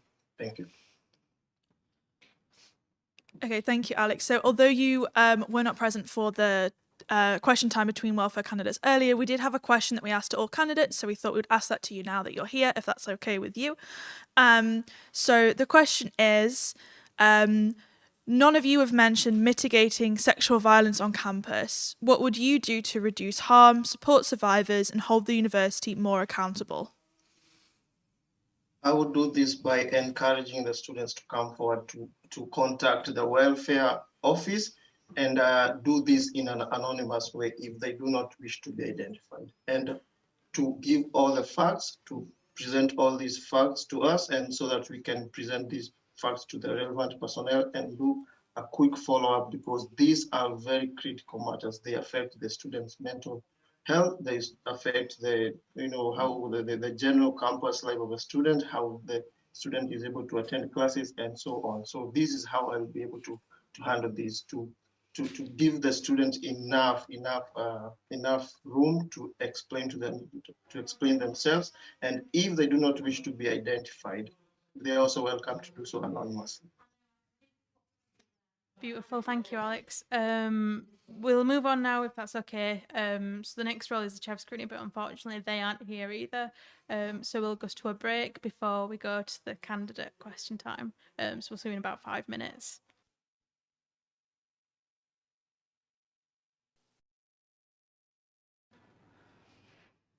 Hello and welcome back to the question times for this year's elections. We've got one final round now, which is for the president candidates. And these candidates are Abby Hutchinson, Callum Sawyers, Christopher Winter, Husnain Shahid and Thomas Bracewell. So if you'd all like to do an opening statement of 20 seconds, please. We'll start with Abby. Yeah, hi everyone, I'm Abby. You should vote for me because I believe that university should be an incredible and memorable experience. And as your president, I will devote myself to making sure this is your best year yet. I will ensure that your individual voices are heard. I will gain accountability for this year, but also critically focus on post-COVID life as an opportunity for change with strong, thoughtful policies which revive the student experience and make it better for everyone. You deserve a student union that fights for you, and that is exactly what I will do. Great, thank you. Callum, would you like to go next? Hi, I'm Callum. If you vote for me, my policies are all around the same thing, and that's about putting students first. I want to fight for students, whether it's for compensation for the cyber attack, tuition fees, and what's happened this year. In NUSU itself, I want to set up an investigation into its historic failures of dealing with sexual violence on campus. And I also want to push to democratise student council for a one-person, one-vote system, so the students actually have a say in what's done, not NUSU representatives. Great, thank you. Christopher, would you like to go next? Hello everyone, my name is Christopher Winter and I'm running for your next President of the Union. I feel as though the presidential role requires someone with confidence, strength and vision, and I think I'm that person. I hope that I can represent you as best as possible if you lend me your vote this March. So get out there and let's win with Winter. Thank you very much. Thank you. Husnain, would you like to go next? Hey guys, it's been a pleasure being here again. My name is Husnain Shahid, and just to remind you all, I am from you and I am for you, which means I would be working for your interests, for your benefits, and for your rights within the Students' Union and university and on a local scale. This March, go out, vote number 1 Husnain Shahid for your Student Union President. Thank you. Thank you, Husnain. And finally, Thomas. Thank you. Thank you. I want to decrease financial concerns of students, encourage participation within the SU, enhance student facilities, give an increased impetus on mental health, increase the career opportunities for students and represent all groups. My policies are all underpinned by the idea of physical and mental well-being, so back Bracewell on March the 1st. Great, thank you everyone. This first question is from the live stream. I'm not sure which one, probably YouTube. So this is for everyone. A lot of your manifesto points are either not in your job remit, so for example, sports and societies, or already exist, so meetings that are already minuted and an easy process for removal and elected officers. If you can't deliver on any of these, why do they make up the bulk of your manifestos? So we'll start with Abby, if that's okay. Oh, I think you're on mute, Abby, sorry.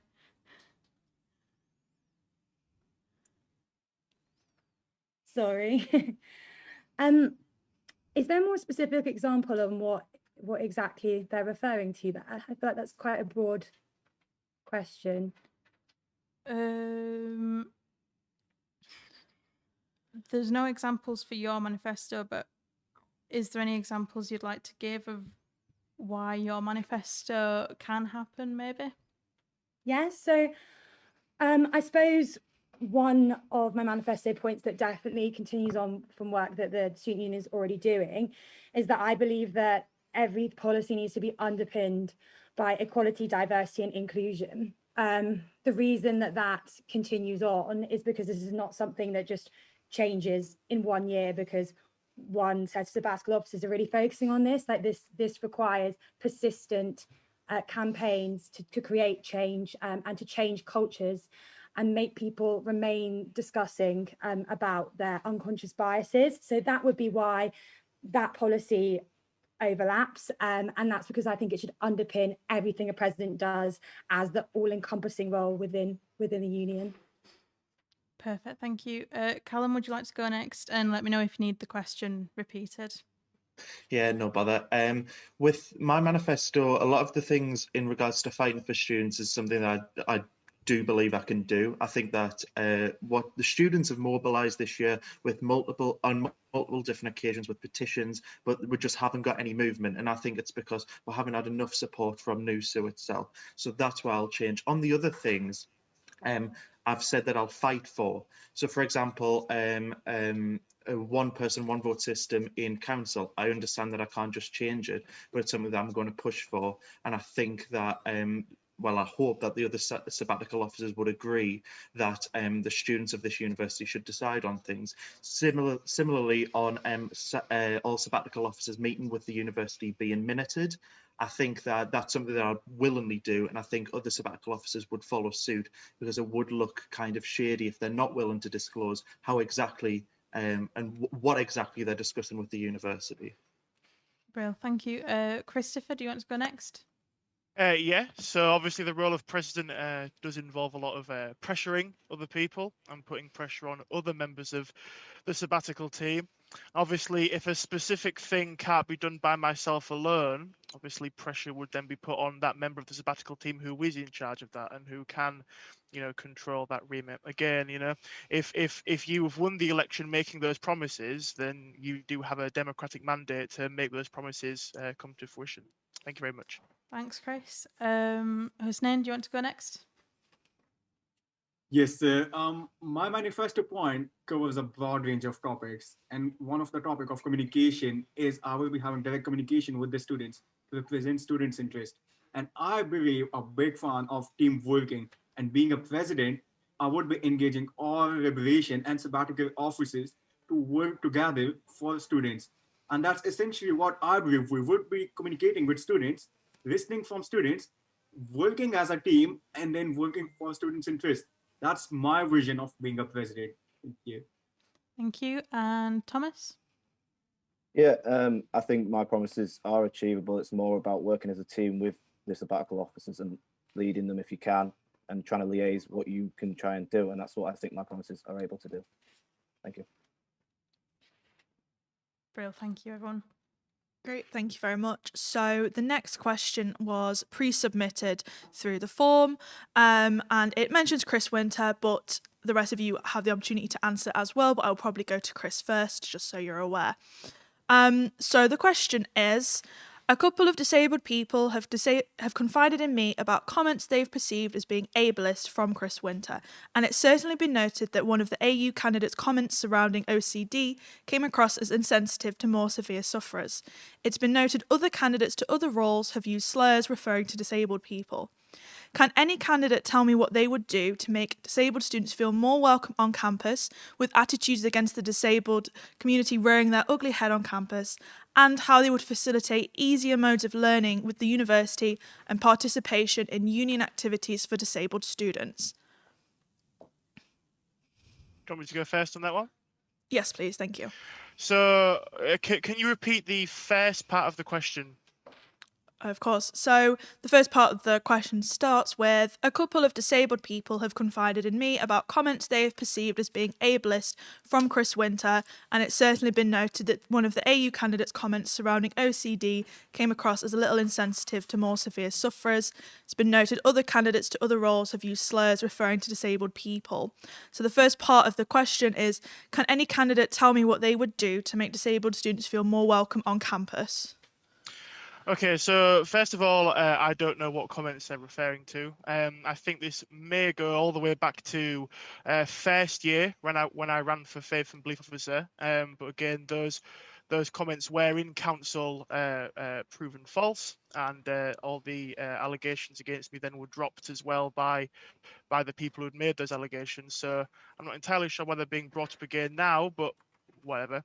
In regards to helping the disabled community, I think that we do need to assist the disabled community. I have a lot of neurodivergent friends. During school, when I was in secondary, I was misdiagnosed with Asperger's, which really led me down a difficult path, and I faced a lot of discrimination from that.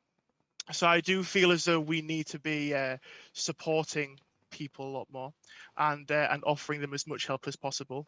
I was made aware of the sanest comments made during the was it athletics debate, and again, those comments are wrong. We should be doing more to assist those who are disabled and to help them achieve as best as possible during their time at university. Thank you, Chris. I will ask if any of the other candidates would like to make any comments about how they would help disabled students feel more welcome on campus. I'll go and ask Abby if she'd like to add anything. Yeah, absolutely. So I think critically, I would want to collaborate with the disabilities officer.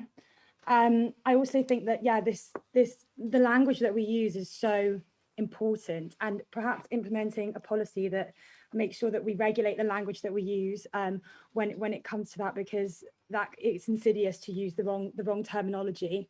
I also think that this comes with the challenges that must be for some disabled students when it comes to remote learning.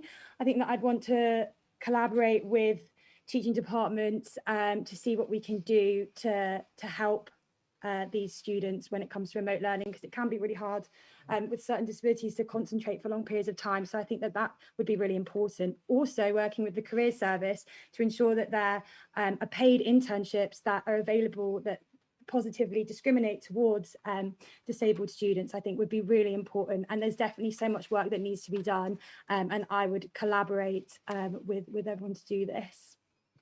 Great, thank you. Hussein, would you like to add anything? So I will not be making any green promises.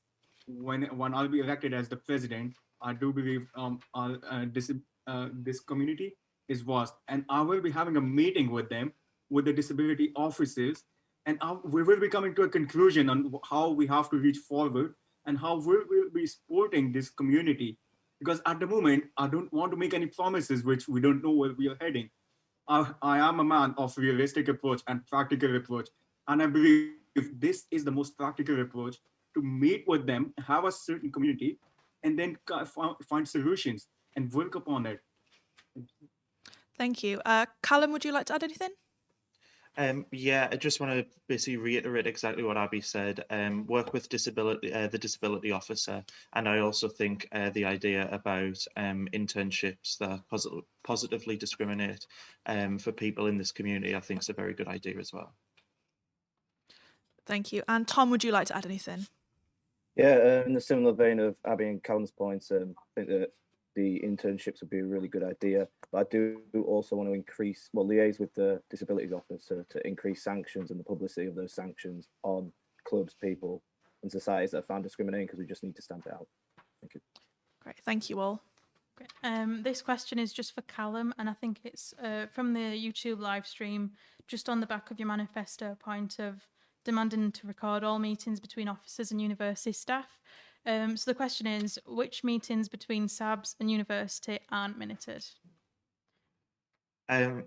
Sorry, like, do they mean what aren't minuted now, or I think so, yeah. is it in the future? Yeah, for this year's specifically. I mean, I want every meeting between SABs and the university to be minuted, because I feel like this year students have been ignored by the university, and I want to know exactly how SABs are representing us, including myself if I become president. And I think everything should be public knowledge, and all students should be able to read exactly how sabbatical officers are representing us. Cool. I think the question was like, do you know which minutes aren't recorded this year specifically? Sorry, we can't hear you. Oh, 1 second. Can you hear us now? Yeah, can you hear her? Can you hear me? Yeah, we can't hear the question time people. Question time people. Okay. Right, yeah. Yeah, we can hear you, They Callum. can't hear us. Yeah, we can hear you. King, go on. Okay. Can you hear us now, Callum? Can you hear me? Oh no. Oh, It's gone. Oh gosh, what's happening? It's just me on screen as well. Oh, Callum. Oh, Callum, oh no. Don't pull a silly face. Whatever you do, don't pull a silly Don't do it. That would be horrible if you pulled That a would silly be. face. That would be campaign poison. Just gonna look very. I'm Look gonna really very, somber. Yeah, I'm gonna Really look somber. like I'm contemplating. Yeah. Professional. Yeah, you're thinking Wise. about. You're thinking about.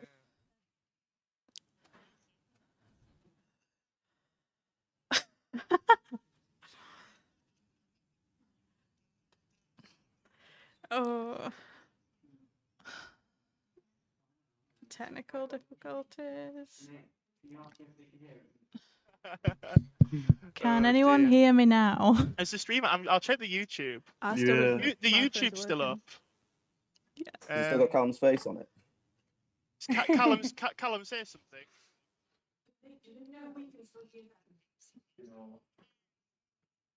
Shall we let them know? Mhm.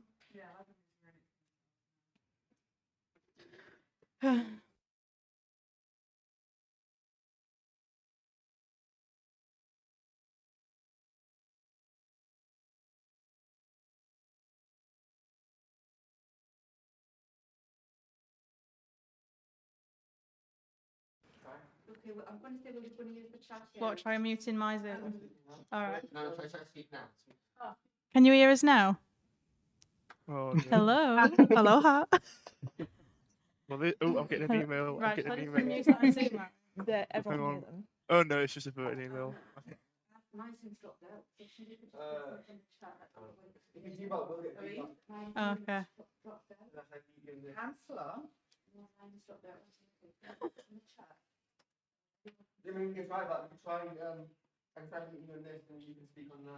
Yeah, can do.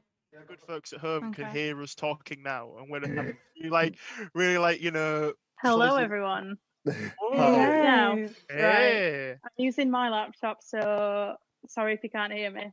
But yeah, this question was to Callum again. So the question that was asked previously was, do you know exactly what minutes haven't been recorded for? Yeah. Oh my God. Well, you're back. So yeah, Callum, take it away. Well, as far as I know, I haven't seen any minutes being publicised. If minutes have been taken, I don't think then I'd change it to I don't think NUSU do enough to actually publicise these minutes. I've seen nothing from NUSU regarding this, and in a year where students have been fighting for safety nets, for rent reductions, I'd like to actually see how the sabbatical officers are representing the students who are calling for this. Thank you. Callum, can you hear us still? Can you hear us? Excellent. So Charlotte, the next question is yours. Yeah, bear with. Can you guys hear me? Okay, well, we'll go with this then. Bear with. So, next question is, many of you in your manifestos propose that societies need more money. Are you aware that there is a £90,000 budget for society grants, and where would you get this extra funding from? And I'm going to go to Tom first. I do think societies need more money, and I do think they do get quite a lot of money. My main issue is like reducing the costs they get rather than increase the funding they get. So reduce the cost to do with sports memberships and stuff like that, so you can get people wanting to join and finding it easy to join. Thanks. Great, thank you. I'll go to Chris next. Yeah, so a lot of that grant money, a union grant cannot be spent on food or drink, and a lot of societies, when they do society activities, do like to spend money on food and drink. So a lot of societies are limited purely by that grant can only be spent on physical things and items, which for some societies is brilliant and wonderful and exactly what they want, but for other societies it's not at all what they want. A lot of societies are about socializing and talking and sitting down and those kind of things. And I think one of the major things too would be to try and change the rule on whether or not those grants can be spent on food or drink. I'm not entirely sure if that would be possible, but I would like to at least try and do that. Great, thank you, Chris. I'll go to Abby next. Yeah. So this actually wasn't included in my manifesto. I think this would be something that I'd want to look further into when I was in the role. But it sounds as though that there would be ways in which, like Tom said, that we could cut costs. So I think trying to increase sort of value for money, and also making sure that the societies know that if they're struggling, they can come to us, and then we can put in a sort of a support program from there, to make sure that even the smaller societies are getting the funding that they deserve. Thank you. I'll go to Hussein next. Yes, as everyone said, and then myself, I feel like I will be given confidence to society to conduct business on a regional scale and to be sustainable, generate their own income on a local scale. And that's essentially what I believe we should be doing with societies so they could expand their income and not building the NUSU. I'm left. Yeah, I also didn't mention this in the manifesto, but one thing I will say in general is that I really hate the argument about like where will this money come from. We know that NUSU, and I know not this year, but in years previously, spend money on taking the sabbatical officers when elected on basically a holiday. That is ridiculous when we had stuff like drug testing facilities in 2014-15, and then they were scrapped because of no funding. So I hate the argument about no funding, but I didn't mention anything about clubs in the manifesto. Okay, thank you very much, everyone. One more question for everyone. So this is similar to the first question that you had, but a bit different as well. So some of you mentioned concerns about NUSU not working, but many of the points that you mentioned do exist and are being worked on by current SABs. Have you actually done any research for your manifesto, or will you do research before you start the role? We'll start with Thomas. Yeah, a lot of my points aren't just about doing stuff that's already been done, but enhancing the work that's going on right now. I've researched before my manifesto, and I'd like to say I'm a better candidate now than I am day one. And I'd like to continue to increase my knowledge by the time I get the role as well. Thanks. Brilliant, thank you. Name, would you like to go next? That's me? Yeah, please. Sorry, could you repeat the question, please? Yeah, of course, yeah. So some of you mentioned concerns about NUSU not working, but many of the points you mentioned do exist or are being worked on by current SABs. Have you actually done any research for your manifesto, or will you do research before the job starts? Yes, of course. I've done research and I'm part of the NUSU right now as a reparation officer, and I know how NUSU works. And as a reparation officer, international officer, we don't have certain powers to like make some drastic changes for the students, and that's what essentially I want to do. And that power is for the sabbatical officers, and being a president would give me the power to make changes, improve students' life. I mean, international students have been like deteriorated their student experience, their university life, the cost of tuition which they pay, the overseas tuition students. I mean, I know home students are good, but international students are one of the most affected students within this year. And that's one thing we have to raise voice. And as an reparation officer, I could, but not on a higher scale. And that's one thing essentially which pursued me to go for this job. Yeah, that's what I would be doing. Yeah. Great stuff, thank you. Chris, would you like to go next? Yeah, sure. Can you hear me? Yeah, thank you. Yeah, cool. Okay, so I feel as though even though things are being worked on in the union, a lot of it still doesn't work. And even after those things are finished, it still won't be working. I think that the union's biggest flaw at the moment is its council does very little to actually represent anyone. And as I'm sure Callum has spoken about this a lot, and I totally agree with him on that. That the council really struggles to actually properly represent people because it isn't very democratic. And I've said in my manifesto many times that I think the union is broken because it doesn't do that, because it doesn't represent students very well.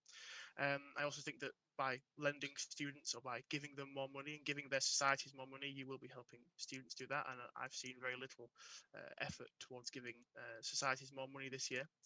In terms of the have you researched part of your manifesto, yes. Of course, I've worked in the union for 2 years. I've been doing things for the union for 2 years. I've spent a lot of time learning how it works and how those bits and bobs work. Also, I think what happened to the dreamers. We should be dreaming and we should be aiming for better, even if things are unattainable. Right? Even if things are impossible. That's the whole point. You want to make and try and dream. You need to be the king of the impossible. Right? Master of your own fate. That's what I want to see. All right, thank you very much. Well, good luck with that, Chris. And Callum, if you'd like to go next. I did research the manifesto. The things that are currently being worked on, such as I believe Nadia, the welfare officer, is working on the safe drug policy. In my manifesto, I said I want to make sure it's implemented and also safeguard it in the future, future-proof it, make sure it has long-term funding. The rest of it, I'm not sure if anyone is actually working on the other things, like a one-person, one-vote system in student council. If anyone is working on that, I certainly haven't heard it. Cool, thank you. And last but not least, Abby, if you've got the answer. Yeah. So, I mean, I think that obviously we're not actually in the role of president as of yet. So it's really important that we all have a growth mindset with it and know that we're going to learn more things along the way that might make our policies evolve, and that will only make things better. I did research for my manifesto. I also have had experience working with the student union before. I was vice president of the History Society in my final year. I was peer mentor, body mentor, student ambassador, things like that. So I do think that I have an idea of how it operates. Like I said earlier, stuff that I think the sabbatical officers are working on at the moment is really, really important. And especially when it comes to inclusion, these are things that we need to continue doing, not just think it's failing, because it's not. There are some areas that really could do with improvement. And one of the ones that I picked up on in my manifesto would be implementing a graduate support program, because from my own experience, I graduated and had 2 years between then and coming to do my postgraduate degree now. And I think that there's a real gap there from the student union specifically. So the career service do a lot, and the student union do things to increase employability. But when it comes to actually graduating, it's a huge change. And as the student union supports students in their transition into uni, I think they should be doing more to support them in their transition out of it. So yes, there I think that there's a gap. But in general, there are things that the student union are doing that I think are great. And I don't want to say that it's failing. Cool. Lovely answers there. I think we're going to end the questions there. So thank you to all the present candidates and for all the candidates who have been with us today throughout question time. As you probably already know, voting is now open, so you can vote on the NUSU website, and the voting will be open until midday on Thursday. Thank you for joining us today, and big thank you to everyone from NUTV and everyone in the elections team at NUSU for helping us stream and pull this together. And please do check out the manifestos, make an informed decision and vote. Thank you very much. Beautiful, thank you.